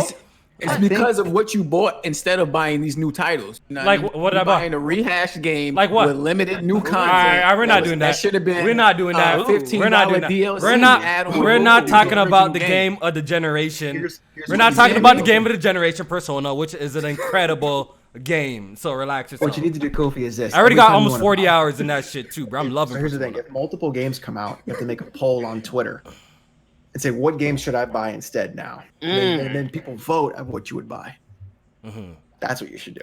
What? That way they wait, can't- hold they on. can't I also complain. have to pull up on gaming. Why is it so like pressed to come? My nigga, dog. I have no say in this Final Fantasy shit. I don't know what I'm talking about with Final Fantasy. I'm asking questions here. That's it. Like, nigga, what is wrong with these niggas in the chat today, bro? Like, yo, what's wrong with these guys? Are these niggas retarded, dog? The link. Like, what's wrong with these people? Like today, are they good? I think this quarantine has got to these niggas' brain. You guys got mucus in your brain? Like, are y'all good? Like, yo, relax, dog. Like, chill. Relax. We're just having a conversation. Obviously, I'm talking from the point that I don't have much knowledge, and it's clear I don't have much knowledge in Final Fantasy. That's why I'm asking these questions to Chris, which he has a lot of knowledge in this. These niggas got mucus and shit in their brain, dog. Like, they good. Go get checked. You know what? Fucking niggas, dog. What's wrong with these guys? Should I just add Gaming Addict? No, just leave it because we're gonna move it. We're gonna move on, bro. We're gonna move on. We're gonna move on. Maybe they want to get their shit off, man. Maybe they just want to get this Maybe shit they on, shit bro. off. Let's just relax, why we- bro. you know what? Relax. They passionate about Final Put Fantasy Addict 7, in man. Put Passionate. Addict in here. They gotta fight. Yeah. Oh my god. Give people what they want, dog. Give the people what they want, Kofi. But bring in Addict. I'm just gonna give them the. I think we should move on. Yeah, let's man. move on. Let's move on because we have other shit to talk about. Yo, all right, yo, we got some super chats that I need to read as well. Let me go refill. This shit is funny as hell. I'm happy seeing someone else mad before me. This one is from TY Boogie. He says Naughty Dog delayed a game for C virus. Of course, Final Fantasy 7 gonna lack polish. They in heart of the pandemic. That's what he says. They in heart of the pandemic. fam. I don't know. No, I don't know if that's. They had a chance to iron that shit. Relax. I don't know if that's a good Game went gold like 2 months ago. Yeah. Yeah. Relax. Yeah, I don't know if Chill. that's true. I don't like Last of Us either, but relax, my boy. It ain't that serious. This one's from Glenn Sir. He says, Biomutant Atomic Edition has pre-order price of $400. Insane. What's the most you have ever paid for a game? $120. Maybe. Shit. What's the most I ever paid? You know what's crazy? It might be that Persona I just got, that Phantom Thieves edition. Really? That wasn't even much though. I never really bought a special edition of a game before. I think I might have spent $200-$300. So this was a definite finesse, but I paid $120 for a mint condition copy of PS1 Xenogears. Oh, that's not a finesse. You know how hard that game is to find? Yeah, that's rare right there. That's gonna be worth some money. I think I've paid around $200 to $300 on some old school N64 games that mint condition in the box and packaging. I think it still had the wrapping too, so I was like, yeah. So I think that's the most I've ever paid for a game. Jamie, what's the most you've ever paid for a game? Most I ever paid for a game? Yeah. Ooh. Shit, have I paid more than in the chat? People in the chat, y'all, what's the most y'all ever paid for a game too? Master Six says $350. That's a lot, man. Damn. Oof. Yeah, I typically. Oh no, I'm lying. I think $100. I think it was $2K. I think I paid like $100 for $2K. Ooh, got the VC edition, dog. Yeah. It was the one. What was the one with Jordan on the front? That's 10. 2K10. That was 2K10, right? He was on 11. That was 11. That's right. I don't think they had VC back then, though. So I don't know. 11. That's right. He was on 11. I think he was on 13 too. Was he on 13? No, that was Blake Griffin. He was on 12 then. He was on 11 and 12 then, wasn't he? Yeah. I know he was on 2 of them. Can I look? I know he's in the chat. 11. I know he's in the chat. Can I give a shout out to Black Baron for being on AEW this past Wednesday? Oh yeah, was that really on? He was on that show. Shout out to the HTIC. The I support. Technician in I support. charge. I support Black Baron getting an AEW contract. Yo, live your dream, dog. Don't let these niggas make fun of you about backyard wrestling and all sorts of shit, bro. My nigga, live your dream, bro. Shout out Baron, bro. I'm cheering for him. I want him to make it big. Yo, dog. Listen, we need the HTIC. Yo, shout out to Baron, dog. AEW. All right, so what were we just fucking talking about, bro? The most you ever spent on a game. All right, most you ever spent on a game. I think I was reading super chats. That's what I was doing. All right, this one is from Forget Me Not. He says, "Story for God of War ain't complete actually, because just like Final Fantasy VII, Corey said they cut stuff out because he said they were basically working on the second game." That's every game cuts things out. Yes, but the story of God of War every game cuts things out. Cutting things out and literally not completing the game are very different things. Okay. I don't understand why people like the story of God of War was spreading the ashes of his deceased wife. That was the story, the journey. That is complete. No, but you guys don't have to make that case. Like I said, but like I said, that's a sequel. That's a sequel. It's not a remake. It's not a remake of a game that already come out. So it's not even a fair comparison, though. That's all I got to say about that. All right, so Stop Looking at My John says, Alex, if the original Final Fantasy VII didn't exist and this game came out as is, would you still say it's incomplete? Yes. It wouldn't be a remake then. It would be a part 1. So, no, it would be complete, right? Because we never got it. Yeah, because you wouldn't have nothing to compare. You wouldn't have nothing to compare it about. No. If the original, no, Alex, the question was, he said if the original never existed. If the original never existed, if the original never existed, that means this game is just part. It wouldn't be a remake. Yeah, it's not a remake of a game. So yeah. So then you can't even use that argument. Yeah, it would be. So you're fucking dumb. Oh my god, niggas are killing. Yo, why do we have such dumb people watching our podcast? Are people that dumb? Nah, it must be Weapon Wheel Podcast strays pulling up. I don't know, man. I'm telling you, Weapon Wheel Podcast are the dumbest viewers, bro. All right, yeah. I was just playing. Yo, I've never seen a set of viewers we're not stupid. I can't support this either. I can't support this either. First of all, you know what? Shout out to the Weapon. You know what? Hey, more dummies doesn't mean better. Okay. So, shout out to Weapon Wheel Podcast patrons because y'all giving your dumb money Alex, So leave it alone. Leave it All, alone. all six of y'all. Thank all six with the Will podcast. Leave it alone. Well, y'all should be giving your money to Press Start podcast. Oh my God, at least leave it here alone. we have intelligent conversation. Is the white privilege Right? speaking? And just When- ignore him. Just ignore when Alex. when a guest comes on, we don't interrupt them. We don't talk shit to them. We don't put them down. We let them speak while they're talking. Oh my God. Jack cut the camera off. Jack got the camera. And then at the same time, we Show don't have your members face, on our King. podcast who load saves See, when they're dying. This is the opinions of shit. Alex. Oh shit! This is the opinions of Alex. So you know what I mean? Y'all pull Take up your on shots. Alex. All right, this is from Def I mean, Singer. how could you be on Whipping All Your right, podcast? all right. Alex, enough, my nigga. Dog, shit, enough, bro. All right, this from Def Singer. He says Halo 1, 2, and 3 each have their own complete story, but they all connect. Take Halo 2, Cortana stays behind, ends the story. Then in 3, you go get her. Platinum Status 20 says, so what will the next one be called? Remake Part 2? Possible.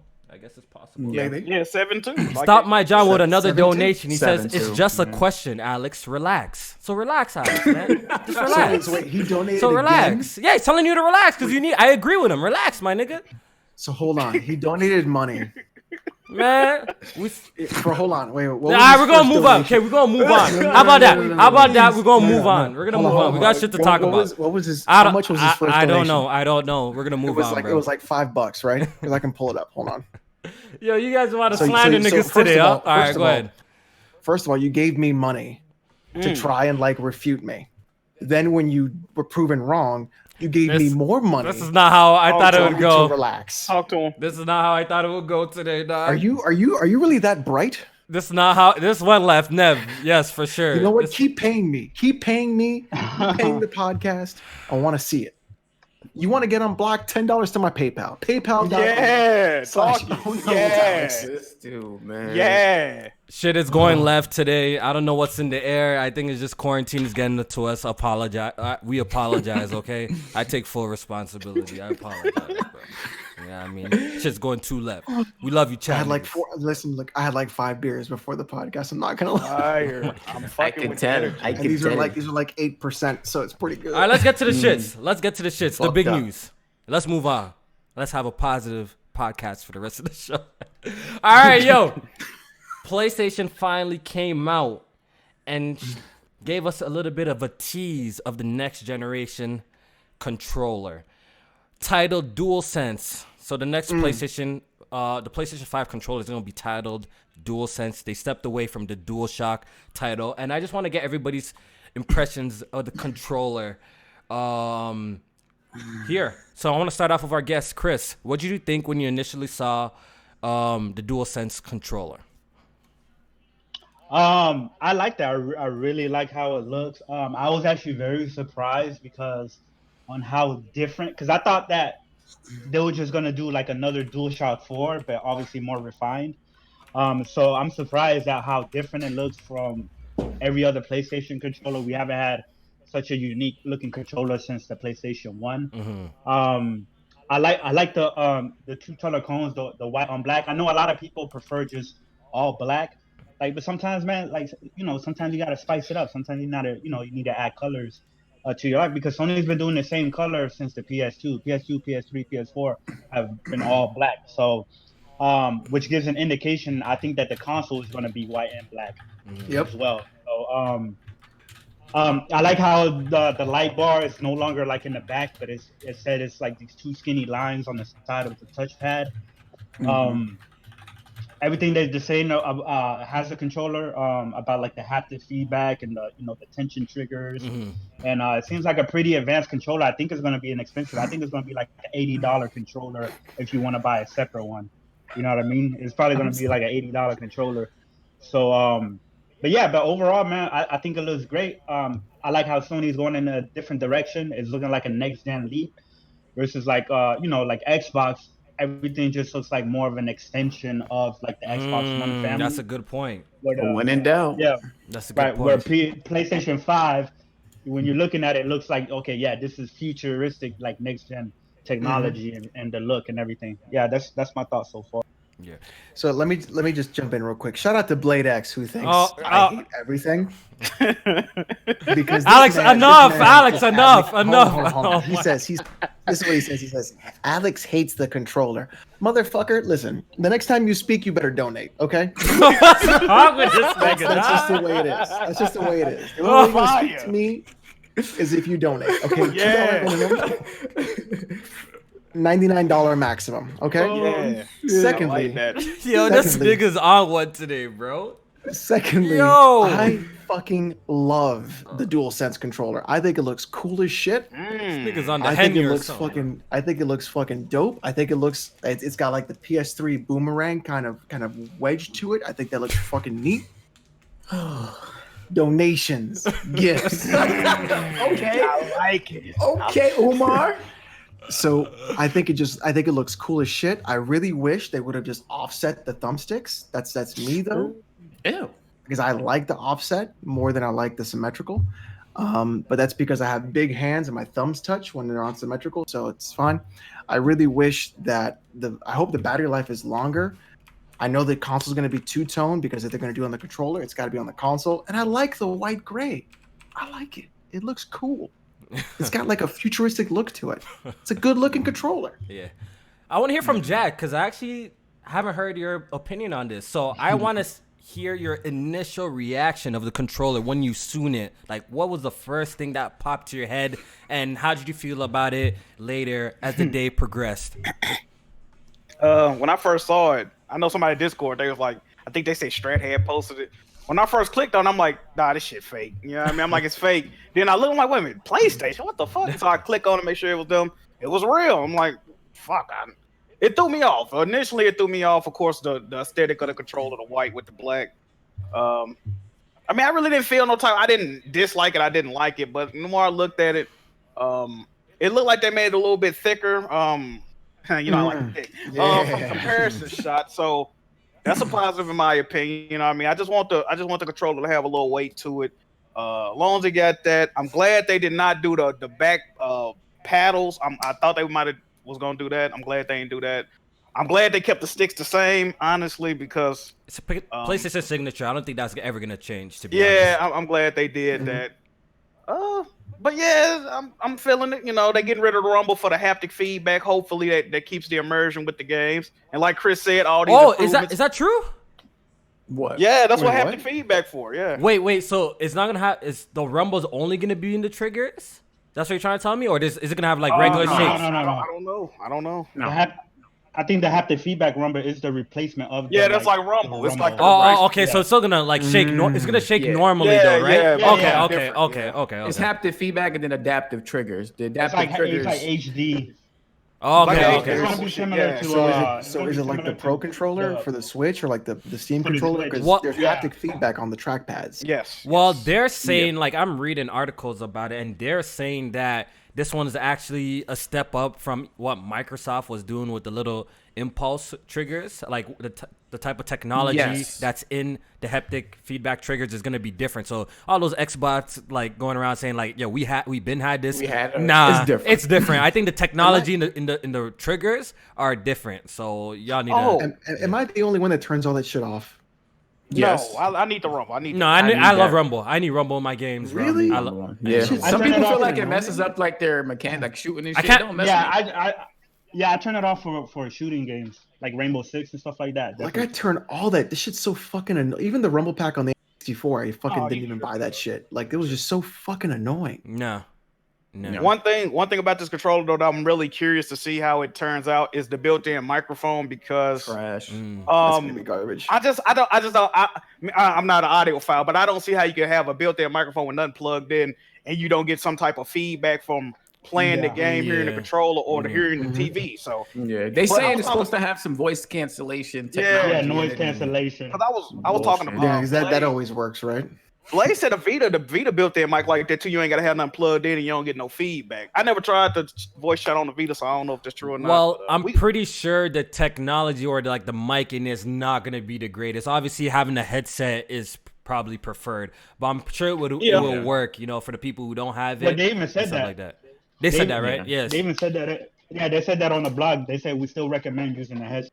Yeah. because- So Yeah, if you're in a prolonged chat or some shit like that. yeah, I don't. Like we at least hold the controller like almost 2 feet away from our mouth. So if you like playing and trying to talk through that, that's not even going to be efficient. Well, I heard that they were doing some things with like 3D audio or like the RTX audio that they were working on in the controller. I'm not sure. Well, Was that now The that the Tempest audio shit. well Mhm. now that the controller has a mic in it, maybe it'll be a opportunity for games to do some interesting things with it, like maybe some sort of like real life talking or some sort of type of voice shit, commands. voice command, or I don't know. So maybe Some there's games already They got did that with the type stuff. cameras. yeah, Yeah. maybe they'll They be Like got if you was that. talking shit in 2K, you got a technical Yeah. foul. Bro, if you cursed, oh my god. Wait, what?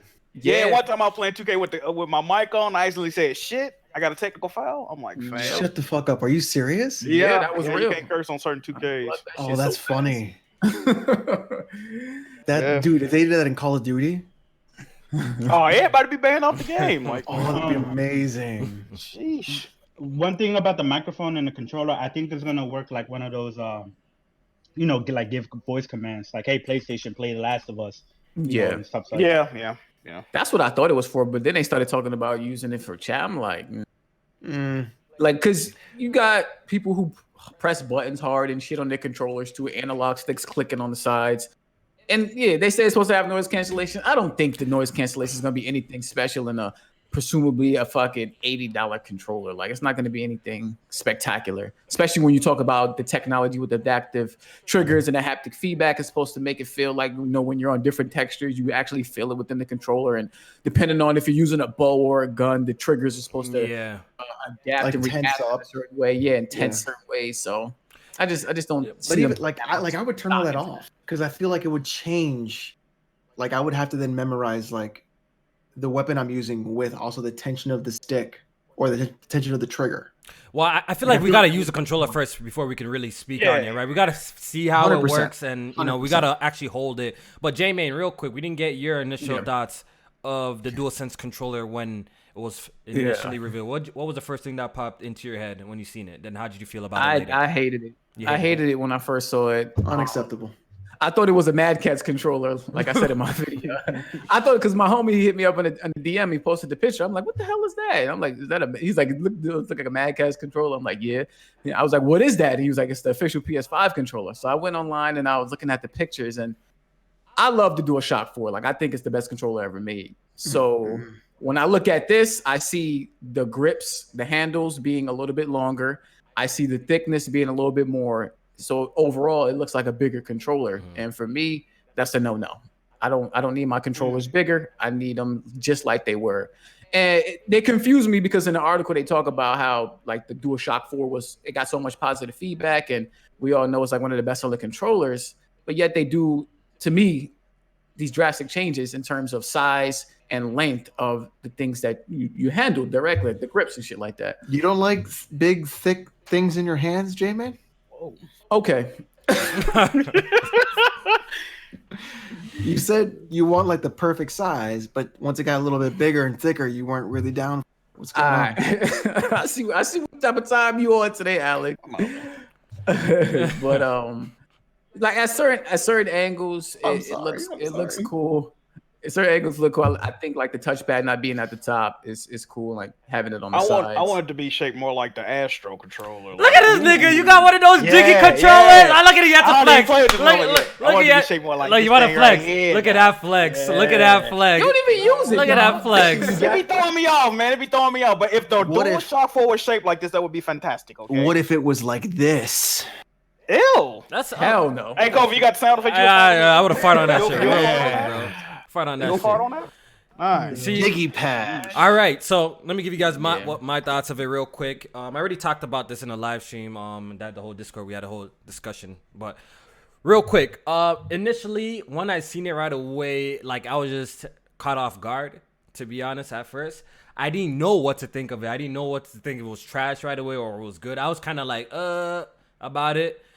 But as like the day went on, and I was looking at like different angles and different pictures of the controller. Like the controller literally went from I don't know to like by the end of the day, yo, this shit looks fire, bro. Especially when people were like switching the color to like black. people are switching the color to blue. I'm like seeing all like the potential colorways that they could go with this two-tone design. I'm like, yo. Then overall, like the controller just grew on me like over the course of the whole day. Like it just grew on me. And I'm really fucking with it. I'm really excited. It's using USB-C.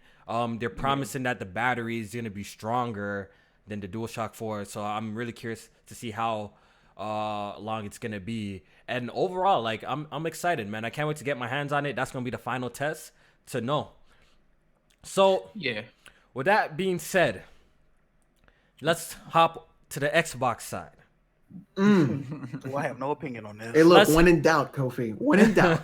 Let's hop to Yeah, the Xbox blame side. Xbox. But you know what's crazy? Let me say something real quick. And I wonder if the people in the chat will agree with me. Like, before this controller was unveiled and before we seen it, like, I actually had no issue with the Xbox Series X controller. I still have no issue with the controller, really, because I actually really like the Xbox One controller. It's really damn good. But I can't help but think to myself, after seeing the DualSense controller, that, like, the Xbox kind of, you know what I mean? It just looks kind of uninspiring to me a little bit. I just can't help The Xbox controller? Yeah, like, you know what I mean? I get that feeling from looking at the Xbox controller that it looks a little bit uninspiring to me, even though it's a great controller. I do prefer. I actually like the Xbox One controller over the DualShock 4. You know, Microsoft played it safe, and it's probably the right thing to do instead of changing up too much, where up to the point that like niggas like don't like it or anything like that. So yeah. Well, you know why the Xbox controller for the Series X looks like a lot like the previous one is because they want you to get the real Xbox controller, the Elite $200 version, the version that you need to actually have a decent Xbox controller, because the shit that come in the box, hot garbage.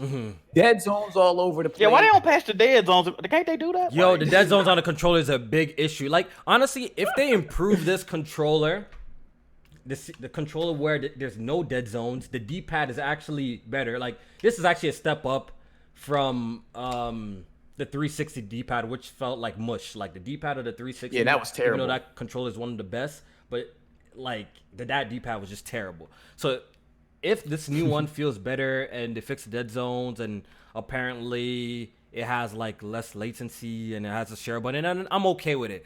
But I'm just saying, like, I just couldn't help to think to myself, like, damn, like PlayStation controller looks like super different, you know? And it seems like their console is really gonna feel next gen, even though like most likely the Series X is gonna be more powerful. It probably is more powerful than the PS5, right? According to specs on paper, right? It Yeah. is. PlayStation's console kind of feels the next gen because everything looks different, and it seems like it's gonna look different. Where everything on Microsoft sides just is very familiar. You know, everything's gonna be very familiar. I don't know if you guys heard the news that, you know, it's gonna the Xbox Series X is gonna share the same UI as the Xbox One. How do you guys feel about that? Well, like I was saying before, it's Y'all hear me? Series X. Yeah, Or did I mute y'all? Yeah, I can't hear y'all. Yo. Chris is talking. You can't hear Chris? Yeah, hello. Kofi? Yeah, I can hear No, you. we can hear you, Chris. No, Kofi can't hear us. Oh, my cord came out. Yeah, my cord came out. Oh, My yeah, cord came we out. hear you. Oh, jeez, Kofi. What Just like the hit your batteries cord? in that Xbox Nah. controller. Hit your when you- cord. oh, okay. Yeah, my cord Tell me came what out. hit your cord, Kofi. So I'm just saying, like, how do you Your guys? cord by your leg? Is that what happened? But y'all heard? Oh my Yeah. god, this nigga horny as fuck, Yo, dog. so What the yeah. fuck? Hey, look out! Hey, look! Listen, I'm in quarantine. Somebody's getting engaged. All right, yo, Jesus. how y'all feel about you know the Series X using the same UI as, you know, the Xbox One console? Is that Is disappointing? it going to to you? run faster? I guess Nah, it'll be. I'm Chris- pretty sure it'll be faster. Chris was talking. Hold on, let Chris finish his thoughts. Let Chris talk. Oh, I didn't hear. Now, what I was saying is pretty much what I was saying earlier, that the Series X, even though the specs are next generation, you know, with the whole RDNA 2 and, you know, and the CPU, it just feels more like just like an extension of the Xbox One family. Mhm. It doesn't feel like Yeah. a completely, completely new thing, and they're going in a completely new direction. But Microsoft has been saying that. Yeah. You know what I mean? Like when they say, like, for the first 2 years, like they want their games to be on like all Xbox One, you know, family, quote unquote, brand and stuff like that, which is Sony is taking this completely new direction. So as far as the UI, I mean, I don't know. I mean, I guess if it's faster, it works if people like it. But I don't really mess with Xbox like that anymore. So Yeah. Yeah. How do you feel about I actually that, J-Main? Now, I actually like new UIs when I get new games. Like that's like the biggest thing because Like one of the big changes, right? When you get a new console, like you get just a go new in and UI. explore for like the first hour, check out all the settings, change up, set it, see what's new and stuff like that. So for them not to change it, it's like it's not a huge deal, Yeah, but, not a huge deal, but it clearly shows that PlayStation is going for they want the PS5 to feel like a different experience versus the PlayStation 4, and that falls in line with them keeping in line with like exclusives and stuff like that. Like if you want the latest and greatest exclusives, get the PS5. You want the new UI, you want the new controller. Buy a PS5 for that and stuff like that. So, okay. How about you, Jack? How do you feel about Microsoft keeping the same UI? Would you be disappointed if you brought home your PS5 and had the same UI as the PS4? Would that kind of turn you off a little bit? Honestly, no. But the thing about Xbox UI, well, from what I'm hearing, is like they're constantly changing it, and people tend not to like it. But I think people like the current one. I don't know. Yeah, the current one's good. I will say that the current Xbox one is good. It's good. I'm the type of person, if it ain't broke, don't fix it. Okay. But at the same time, Microsoft been telling us since 20 whatever the fuck, this is what they want. They want you to, wherever you playing an Xbox game at, they want you to have a seamless experience, right? Yeah. So whether you're on the original Xbox or the new one, they want all that shit to feel the same. The games might even have the same frame rate. You don't even know, like shit. But I ain't really got no issue with that. Yeah. But at the end of the day, look, the Series X is gonna be a powerful console, probably the most powerful next generation console.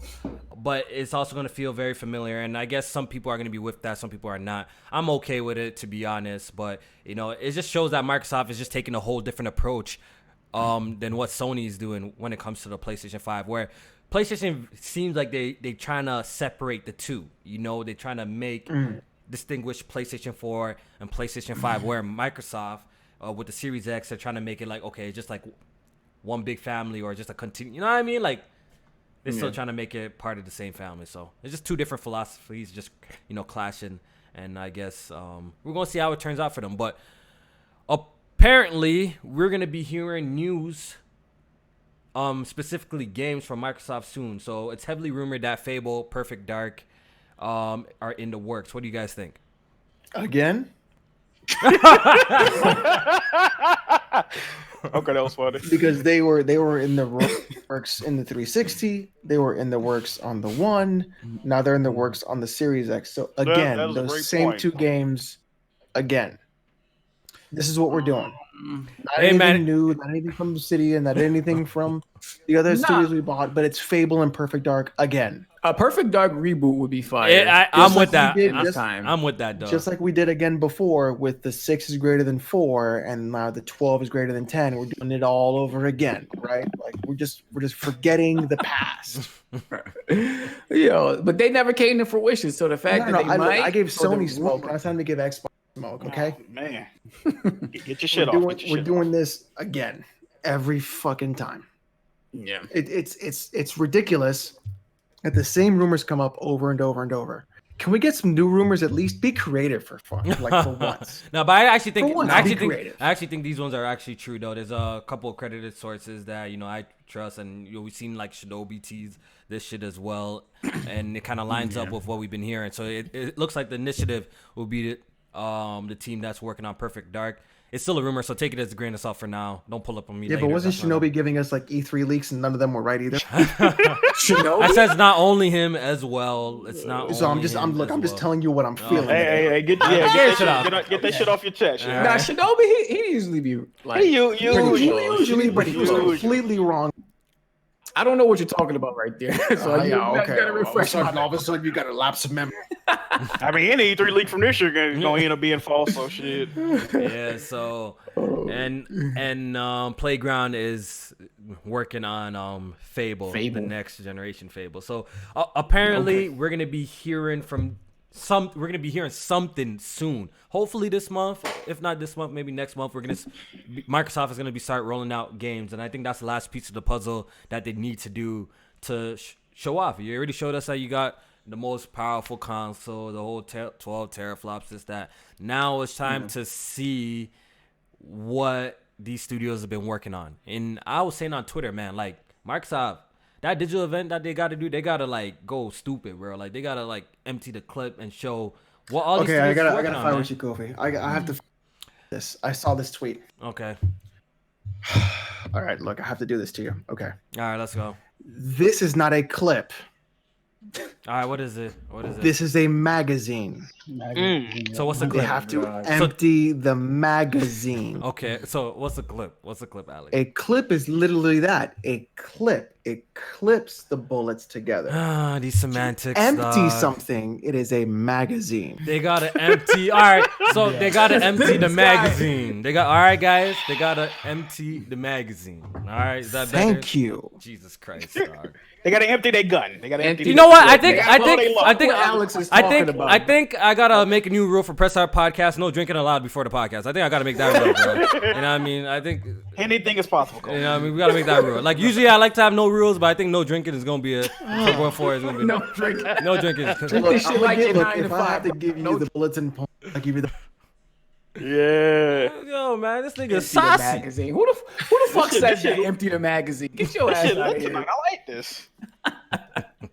Yeah, You know what happened? It was the do-rag. the dude, it got you feeling the type of You way. got It you was feeling the feeling himself. do-rag. Hold Bring on. back the do-rag that we need. That. Oh god. All right. It's- Oh, there Oh, he's gonna put it on. Oh Yeah. man. back. My God. Yeah. Fucking done. I wish I had my gunshots on, Yeah, there you go. Yeah. Back. Like we never left. I'm fucking Like with we never left. it. Yeah. Alex is. You know, stupid, my bro. wife said. My wife goes. Did you buy a fucking do-rag? I said, yeah. It was a gag. She's like, what the fuck do you do in that room all day? Oh man. All right, let me read. That's why she's like, what are people gonna say about you? I said, I don't want. All right, let me read this super chat from Tony with 25. He says, "Shout out to Alex for carrying Press Start to YouTube Podcast Championship, handing out that COVID-19 antidote to the comment section." And he got another You're one, welcome. but I cannot see it right now. Just give me a second. Let's see if I can. You're welcome. I'm gonna read your other one in a second. BG says, "I will not stand for this appropriation, man." You know, we gave Whatever, Alex BG. the permission, bro. Look, I have 1%. It's been proven in my ancestry. So there you go. Be rabbit. So over you're here. appropriating me, by the way. Oh shit. The fuck? All right, What? so I don't know. So he's just talking. What you just He's said? just talking out his ass. All right, yo. Before we get off this controller conversation though, top 3 controllers ever. Let's go, Jack. Super Nintendo. Top 3 controllers ever. DualShock 4, Xbox 360, and damn, do I have a third? The Wiimote. Stop it. Stop. Wow. Stop it. I'm playing. Take this off. Yo, chat. Top 3 Nah, controllers. I go with man. Super Nintendo. Jack. Top 3 controllers. DualShock 4. Number 1. Okay. Top 3? Actually, I don't know. I kind of like the GameCube controller a little Oh, bit. you're one of those people. It was kind of trash, but I liked it though. It was unique. Hate the N64 controller. Yeah, I liked the Super Nintendo controller. That was a good one. Didn't like the DualShock 3 that much. DualShock 2 was cool. I don't know, man. I don't know. All right, Chris, man. Top 3 controllers, you would say. I would say the Xbox 360 controller, the Super Nintendo controller, and then yeah, I'm kind of stuck with J-Man. I don't know of a third one. I mean, I really like the Switch Pro controller above all the recent controllers that has come out. Mhm. So the Switch Pro controller is pretty good. But Yeah, that's y'all probably like the Dreamcast controller? I like that one. I like the Dreamcast controller, I didn't but have the Dreamcast. you know, I think it really they fucked up by not adding that second stick. Because I remember Yep. playing games like MDK. I don't know if anyone of you heard of MDK. Yeah. So I remember playing No. MDK on the Dreamcast, and you had to actually use like the actual button prompts as the camera and shit. Like it was all like funky. Ew. I think that's the only thing that took away from that controller, really. But you know, from the games I remembered, the Dreamcast controller was pretty good. You know what I mean? It came with the little VMU and it was one of my favorite consoles. So but I thought the podcast N64 logo. controller was good, but Nah, it was listen, horrible. But at the time, I was like, yo, this is crazy because I was shaking. The definitive list is the SNES #1, the DualShock 2 on the PS2, and the Switch Pro controllers #3. That's the definitive list. see, this is gonna be mine. Mine is the #1 is specifically the wired Xbox 360 controller, not the wireless Ooh, that's a one. good one. The wired one, because that's the one without the annoying battery pack, which gets in the way of your hands. I feel like honestly the only flaw with that controller was literally the D-pad. Like everything else was perfection. Triggers were great, bumpers were great, everything was great but the D-pad was just complete dog shit. So that would probably be my #1. Then #2, this one is tough. This one is tough for me because it's really kind of close between the DualShock 4 and the Xbox One. But I slightly prefer the Xbox One controller, but I just have some really bad gripes about it. Like the Xbox One controller is just terrible for fighting games, like absolutely horrible for fighting games, where the PlayStation kind of excels in that. But I do feel like the Xbox One controller, like for my long spaghetti finger hands, right? I feel like it's more comfortable for me, like just the form factor. And I am a fan of the offset sticks. Like I do prefer that. So it's really close for me, but I might give the slight edge to the Xbox One controller. Then it'll probably be the DualShock 4, like which the DualShock 4, let me finish bumpers. real quick. The DualShock 4 is the best PlayStation controller ever made to date. Yeah, hands down. PlayStation hasn't made a better controller than the DualShock 4. I'm not a fan of the PS2 controller. Like it was serviceable at the time, but it was. You didn't it was, like it, really? Yeah, it was serviceable. DualShock 3. I hate that. DualShock 3 the worst I one. hate That's that the worst controller. one. I hate Hated the the three. DualShock 3. I hate that shit, bro. The triggers were trash. When I tell you the grips always fell off, like over time, like the grips up, like for the thumbsticks. The thumbsticks. That never happened. Like that shit never worn off for y'all from playing. Like that Nah, shit. it has. I used to use covers on it. That shit wore off, and it was just very squeaky to me. Like it was just, you feel like you could just twist Light it. and plasticky. Yeah. You feel like you could break it. Yeah. Honestly, Yeah. the DualShock 4 is PlayStation's best work up to date. Like this is their best work up to date. Man, And this right here is the best one.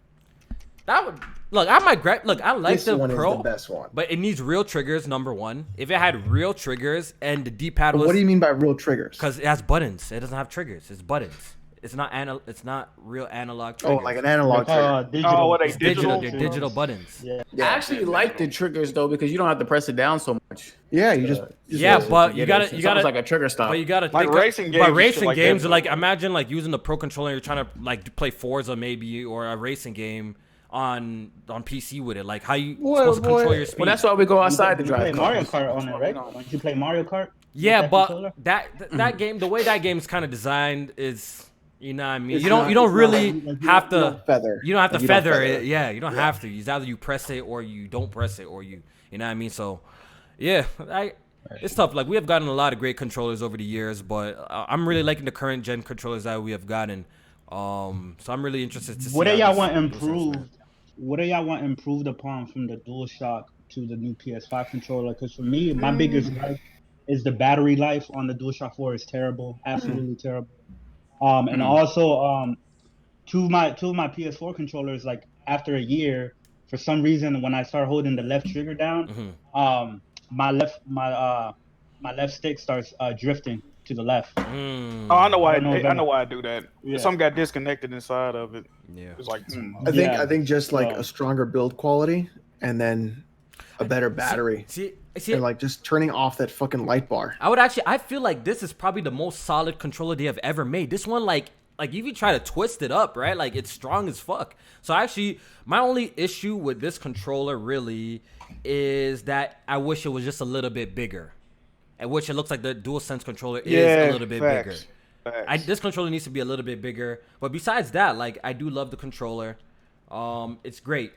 And the battery life, the battery life needs to be improved. And hopefully that is, and it's a goal, man. The DualSense looks like it's going to be a beast controller. And we probably going to get a black controller at launch, you know. Somebody added me. I don't think so. I don't think so. Somebody added me But so take it with a grain of salt. I don't know. It could be completely false. She says she works for like GameStop, and in their Oh yeah, I saw that. One of those. their conference, their like conference paper, it says that there's a black controller. My So uncle worked there. we'll see. Ain't nobody sending GameStop no conference paper. Them bitches Hey man, marketing. if she guessed it right, then that would be funny, that'd be pretty The funny. way she worded it was weird though. She was like, it said black and white, but it's like the default controller is black and white. So like, what are you talking about? So it was just the way she worded it. We'll see. I do like that the option in the share button or the create button is. I don't like that they changed the name of that. Well, it depends because if they actually do something extra with the share button, then it might be worth it. Yeah. I think And then again, Microsoft will be 7 years behind. They made improvements to the share button. Like I think you can because at first when you went to the XMB by accident and you hit the share button, it would delete all the gameplay. But I think now they're like save it. Or it's asked for me before.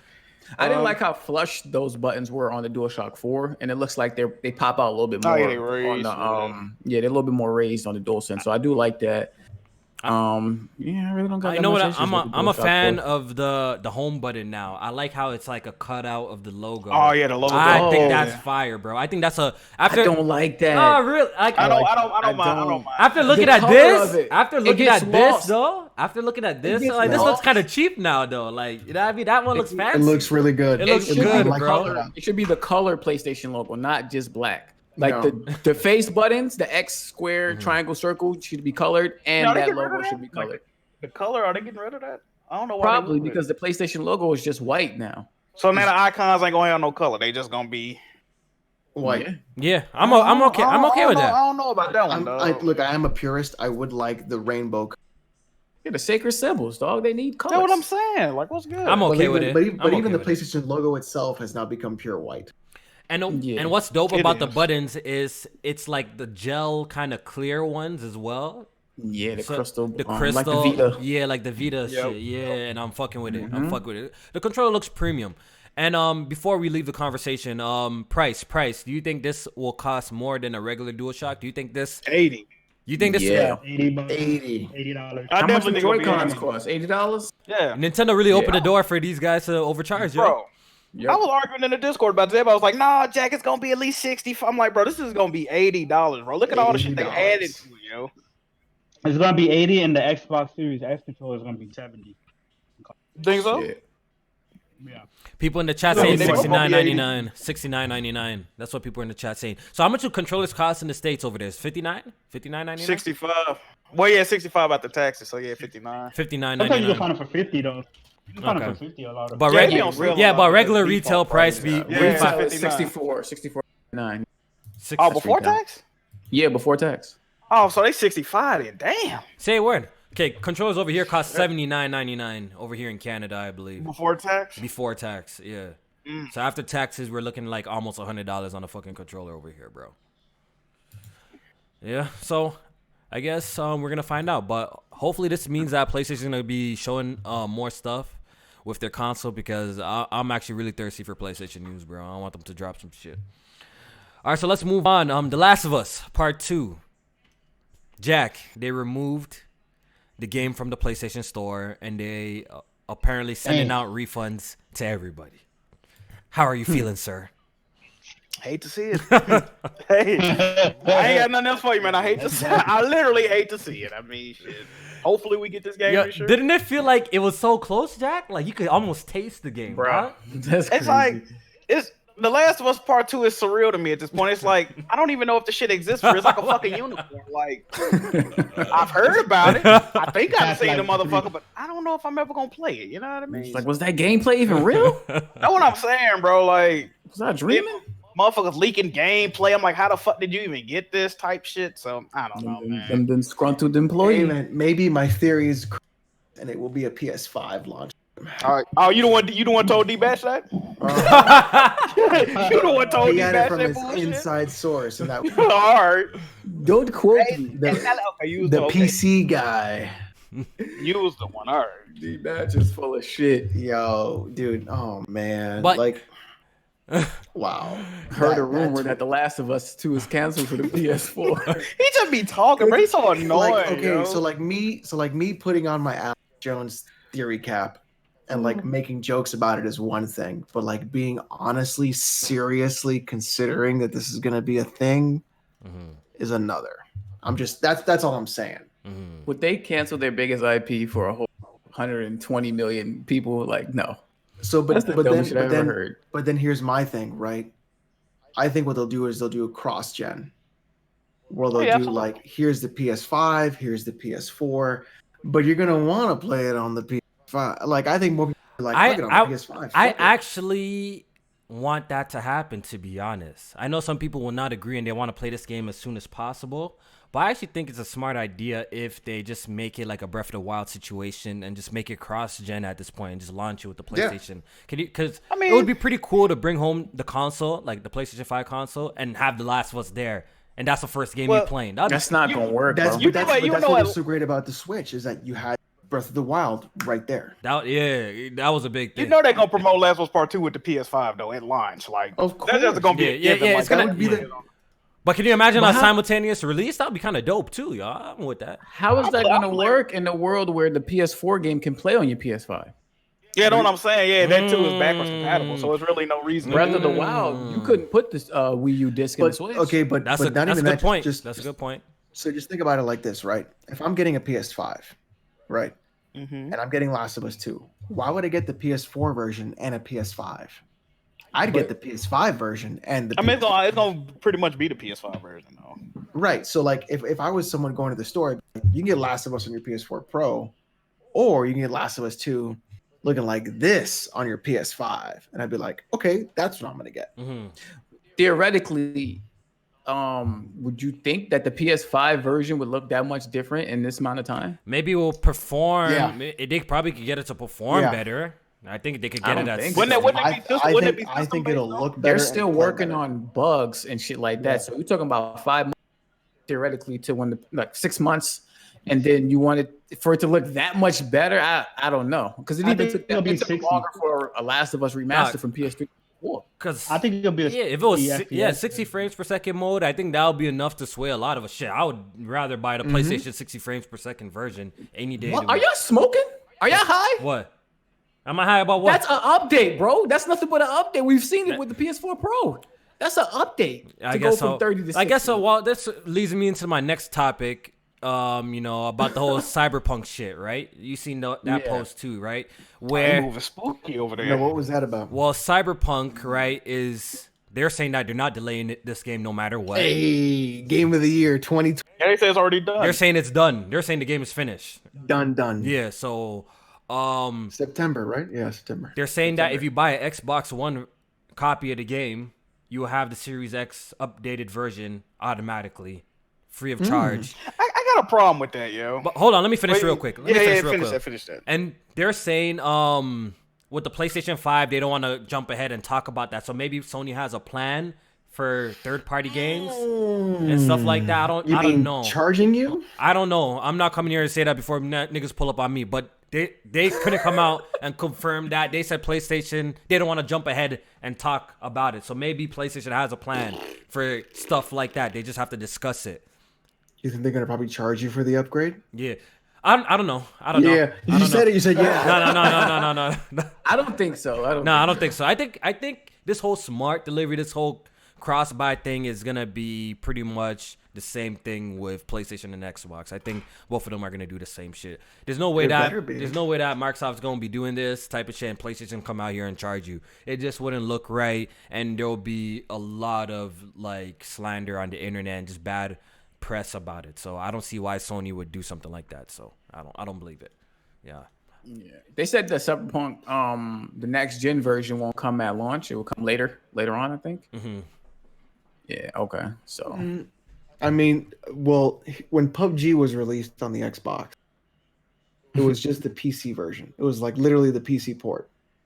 Yeah. So I'm wondering if that's what they're just going to do with the Xbox version. So it's just port the PC Jack, version. What were you trying to say earlier? I just don't like the way that when they talk about how, the Series X, you won't have to pay an additional fee and it automatically, upgrade it to the.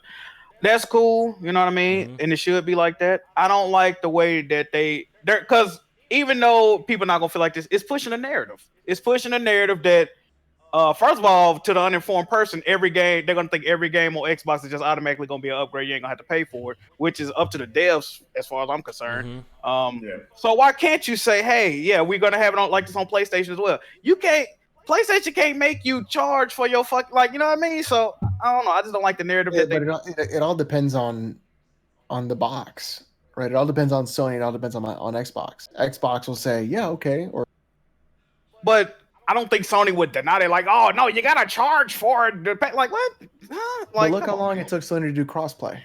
But this is something different. This is different. literally up to the developer. Like, if you want your game to be a free upgrade, you can make your game a free upgrade. You don't have to. I don't think you would have to run it by too many people. What I'm saying is it a decision of the developer, or is it the decision of the box holder?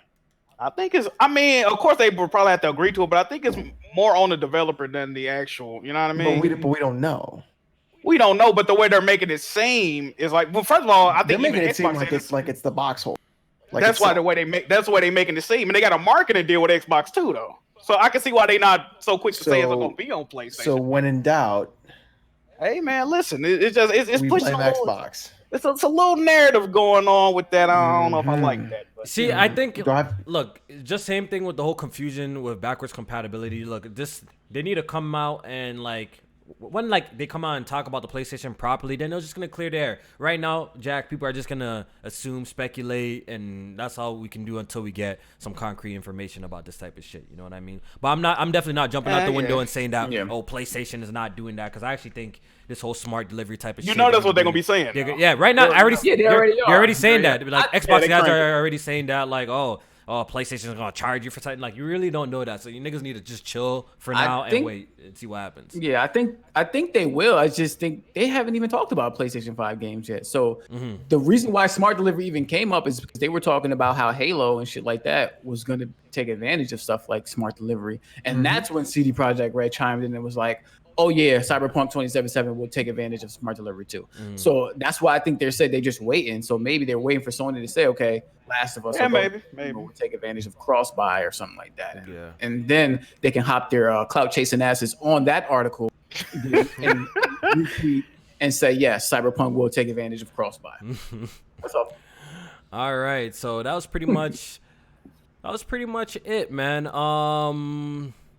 Oh, Inside Xbox happened, but next, let's just move on. Bro, I legit fell asleep watching that, yo. Let's just move on. I never fell asleep watching Inside Xbox, bro. Got a release date, right? What's going on? Okay, Grounded got a release date. It got a release date. It got a story trailer. The game it's early access though. It's early access. The game still looks good. Are they saying that game is unfinished? Yeah, it is unfinished. Yeah, it is. That's an unfinished game. Oh, wait, Chris Wright, you want to talk about unfinished games? That's the energy shift. What energy shift? Nigga, we've been shit. Yo, we've been shitting on Grounded. Get out of here, bro. We've been shitting on Grounded forever, bro. Fuck out of here, bro. Wow, Chris. That's not finished, right? Oh man. Yeah, that game's definitely not finished. That game. I expect your avatar picture to change for you to defend this game nonstop. Yeah, let's get it. The vision is different. They're telling the whole type. You know what I mean? I want to hear all of that. Wow. I want to hear all the defenses. This is a complete game, even though it's early access. How could you do an Xbox Direct like that? Call it Xbox Direct. But be that boring. Yo, the only positive from this is this shit wasn't 2 hours and 30 minutes like it usually is. That was like the only positive. This shit was actually what did they show? They showed Grounded. They showed Grounded, Sea of Thieves, Gears Tactics, story trailer. Wait, Gears Tactics, the main protagonist is Kate's father? Yeah. Yes. Yes, it's a prequel. That's actually interesting. That's the only game that I'm remotely interested right now coming out of Microsoft's camp right now. I just uninstalled Gears 5 yet. Damn. Yeah. I actually want to play Gears Tactics. I don't usually play those type of games. I'm interested. You ever played XCOM? Yeah. No, I never got into it. You never got into XCOM, excuse me? No. Yeah. I played Gears Tactics though. So those were the big three games that they showed. They had a couple of indies in there. They obviously talked about some Game Pass type of shit too. They said it's coming to China or Japan or some shit. That's about it. But yeah, it was like most Inside Xboxes, but it is. Yeah, the thing about this, and I said this on Planet Xbox is it they're gonna do an Xbox like this, where it's just really like not that many big games. I mean, we've seen like Gears Tactics and Ground and stuff like that. It was just like updated information about those games. It needed to be shorter because this one was like 40 minutes long. Mhm. I think a cool 20 minutes would be great. Like it should do something like either the State of Play or the Nintendo Direct, because even like the State of Plays, right? Even though a lot of them haven't been that great, at least some of them right at the end will give you like a big game. Like one of them had FF7 remake, the other one had a new trailer of The Last of Us, and then the one recently had Resident Evil 3 remake for the first time. So they should But make this the thing is, 45 minutes is short for Inside Xbox, though. They need to keep it. No, honestly, on God, that was the only positive I seen out of this shit. That this shit was short as fuck. They need to keep it that way though. They need to make this shit as short as possible, and like, because I'm Inside Xbox, is like, my problem with that show is it's just way too much fluff, That bro. should be like 2 hours. Yeah, and it'd be like 2 hours of just like fluff. Like, nigga, show the update. Look, even if it's boring updates, show the updates and move on, bro. Like, just It's boom, just boom, people trailer, talking trailer. things that shouldn't be there. Yeah, like just show the trailers of these games and move on. Like, all this extra production type of shit. Like, I don't know who's really enjoying this type of shit. You know what I mean? I guess I don't know, man. I don't know. That's just my opinion. Wait, on that's it. what made the Nintendo Direct so good, is because they were so short. Yeah, they're short as fuck, and they just announced the game, bro, and you're done after 20 minutes. Like, it's what it is. But I'm gonna read the last couple of super chats, and we gonna Hold on, get. you forgot one topic. Pardon me? Google Stadia is free for 2 months. Oh, Nobody cares about Google Stadia. Hold on, completely That free? fucking thing. Is it completely free? Yeah. For 2 months. So, Jack, you probably could check out that one game, bro. That one game. Yeah, I can play Guilt then Yeah. without paying. Oh, Yep, it's free for 2 months, bro. You let me know I if might, I might stream that. you play that, and you let me know if it's good. Then I will try it after you play it. Ooh, that might be a stream right there. Yeah. All right. All right. You're gonna stream a game while streaming the boy. Get out of here, Man, my internet might The way your collapse. internet be dog. acting up. Ooh, boy, my internet might collapse, boy. I tell you this. what, boy. Catch a Goddamn. seizure. Listen, I need more donations. I need more gifts.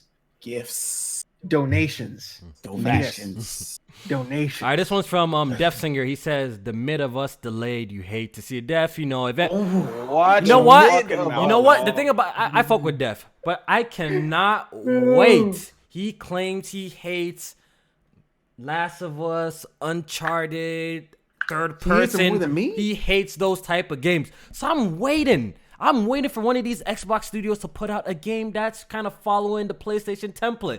And if I catch this nigga, Jack, if I catch this nigga hyping one of them games, bro, it's gonna be a whole lot of smoke. That's all I got. Ain't that foreign dude in the Discord? Yeah, it's Def. Yeah, British. the British. King Crumpet Eater. Yeah, watch your fucking mouth, yo. Made me pull up on it, dog. It's gonna be Perfect Dark. Perfect Dark is gonna be Uncharted. If Perfect Dark turns out to be some Uncharted third person shooter, Oh, you already know. and I'm You already seeing know these what's Xbox niggas who always make fun of this type of shit, I'm gonna pull up on these guys because y'all are talking a whole lot of shit when it was on PlayStation or PlayStation making them kind of games. All right, Def Singer with another one. He says CD Projekt God's leading the way. Last of Us is delayed. He's rubbing it in, Jack. He's rubbing it in. CD Projekt God. Watch him. How long ago Oh, did yeah. Cyberpunk get announced? May 2012 is when Cyberpunk got announced. Oh, So okay. just remember that. You waited 8 years for this game. Yep. All right, Hey, just man. remember that. Yep, that is It's gonna true. be Game of the Year 2020, baby. That is true. Shit, I hope so. Shit, I hope so. That is Almost true. a decade. That- Game of the Hey, life. look, guaranteed now. Right, Last of Us ain't for coming real. out. Sheesh. Look at my John says, do y'all think that the pandemic will cause a permanent increase in digital sales? What do y'all think? Possibly. You know what? I think shit will go back to Yes. status quo. You know, Nah, digital. I think it's gonna be a you know, normal. digital has always been Creeping on the up. rise. You know what I mean? It's always been on the rise. So obviously, it's gonna get to a point one of these years that digital is gonna just completely kill physical releases like that. We're gonna get to a point in time, but I don't know. I'm still kind of holding out to buy certain shit out until this shit is over, so I can get like a physical copy of certain shit. You know, what I mean? think there's like for me, like I love physical games. I rarely ever buy digital unless like it's an indie game that I already have on PC that I'll double dip on. But like for console games, I've always felt like physical is like the way to go. just because of the fact that so many console games are so bad at the licensing and they're so bad at transferring over your purchases from console to console that you lose those games that you bought and you have to have that console rehooked up to re-put back. If your account just carried with you and those games carried with you, the digital could really take over. But I think until those things get ironed out, I'm not going to trust it, to be honest. Yeah. All right. This definitely going to speed up the process of digital overtaking physical, though. All right. Hopefully, I don't butcher your first name. I believe it's Kyron Patterson. He says, Jack, Xbox specifically said it was for first party and third party have the choice if they want to charge or not. Yeah, they did say that. So obviously, first party, I mean, Microsoft can't control what third party does in this space when it comes to, cross buys is the choice of third party. Like, I really curious to see how Activision, EA, what they do. They're gonna make it pay. I want to see what they do. Are they gonna allow you to play the next FIFA and 2K and stuff like that, or are they gonna make you rebuy it again on the next generation? Upgrade fees. That's what's crazy about it though, right? Because one of these third-party devs can just say, okay, we're gonna only do it on PlayStation, only do it on Xbox, and vice versa. They're gonna get criticized for that, but it's like there's nothing they can do. Like, I don't know. I don't like that shit. Yeah. Notorious Nicholas says, "What do y'all think of IGN trying to replace E3? They see it as we didn't even talk about. They see it. Yeah. Thanks for bringing it up, what? Nicholas. Yeah. So pretty much, IGN is doing like a summer show. I think they're calling the IGN Summer Game Festival or some shit like that, right? Pretty much. Summer of Gaming. Summer of Gaming. All right. So it's pretty much a E3, but a digital event.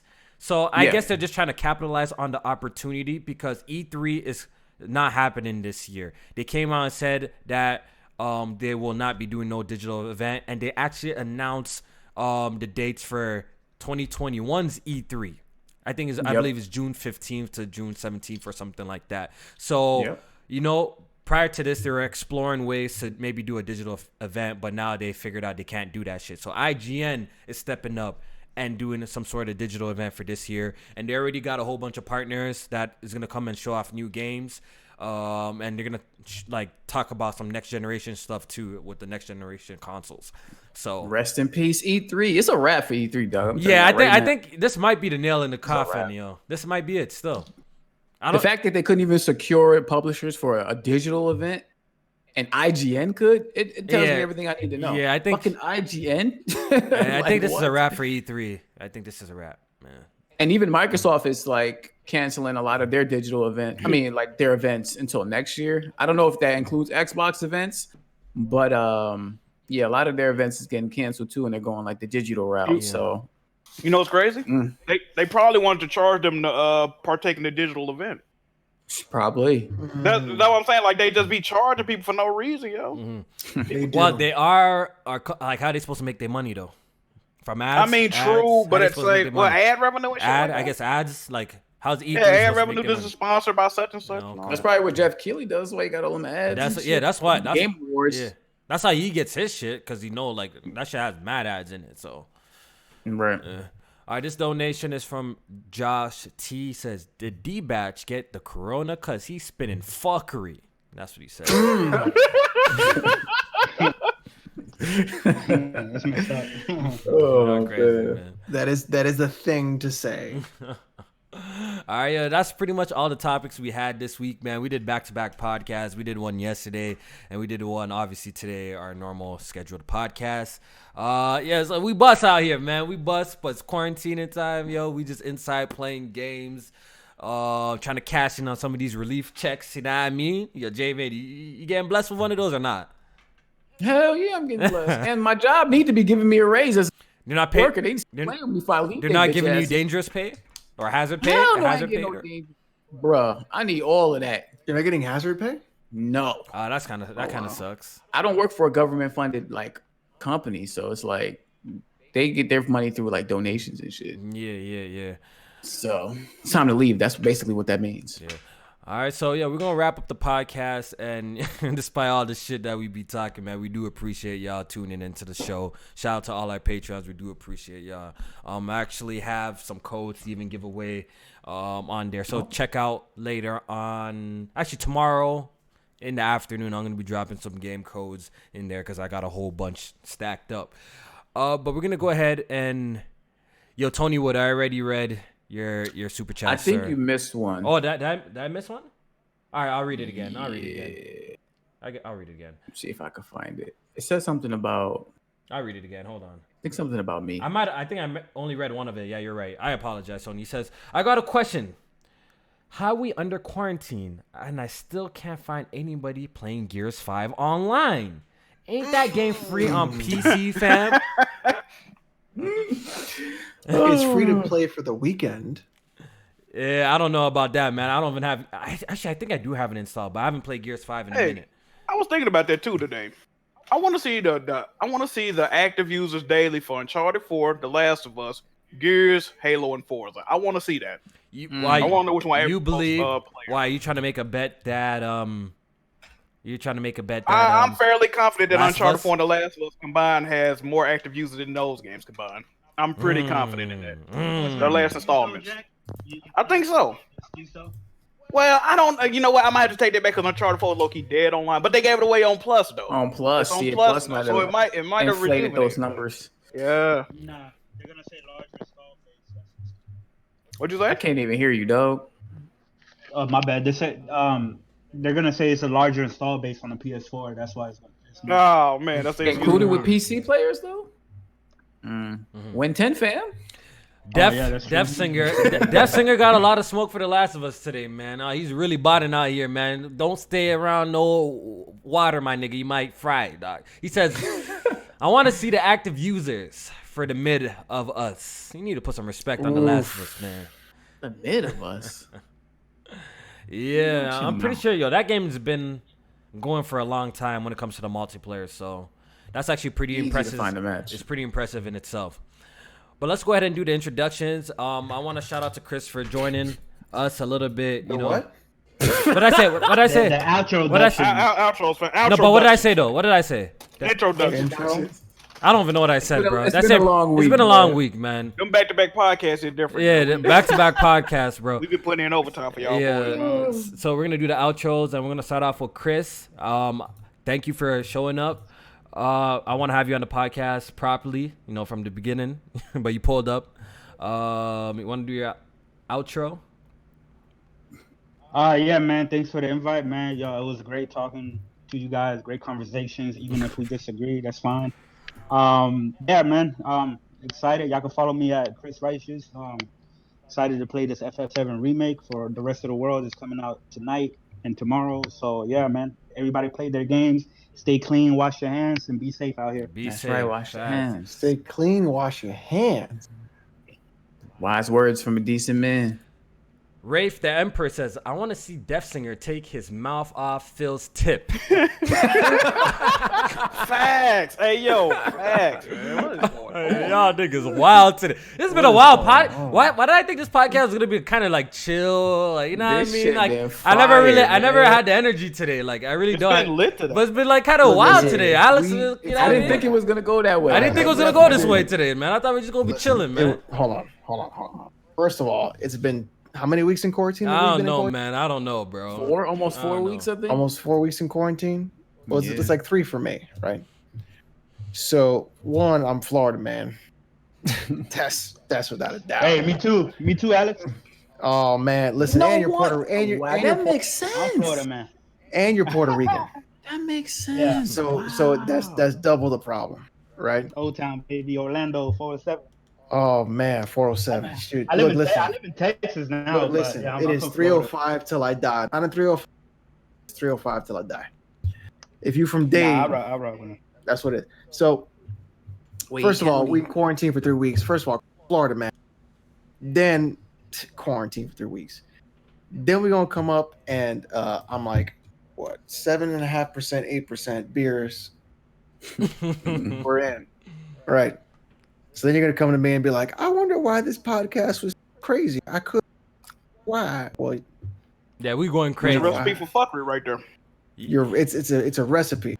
Yeah, you really for take disaster. it for granted, like not being able to go outside. Like I didn't realize I used to go outside a lot and go to a lot of stores and go do a lot of. But I let's didn't be real realize that, though. bro. Like Until ever since everything I shut had my down. son, ever since I had my son, I haven't been outside in 14 months. Yeah, for you, cause you old. You know, you old and dusty and shit like that, bro. You know what I mean? So, Look at I gonna call the man old, yo. look at the grays I've got in my hair. Like the brio is really catching the light, right? So I'm gonna be the old man. I'm your dad, Kofi. I'm your dad. oh my god, Alex, go ahead and do your outro, bro. Go ahead and do your Everybody, thanks everybody for coming out. I appreciate Chris for showing up as well.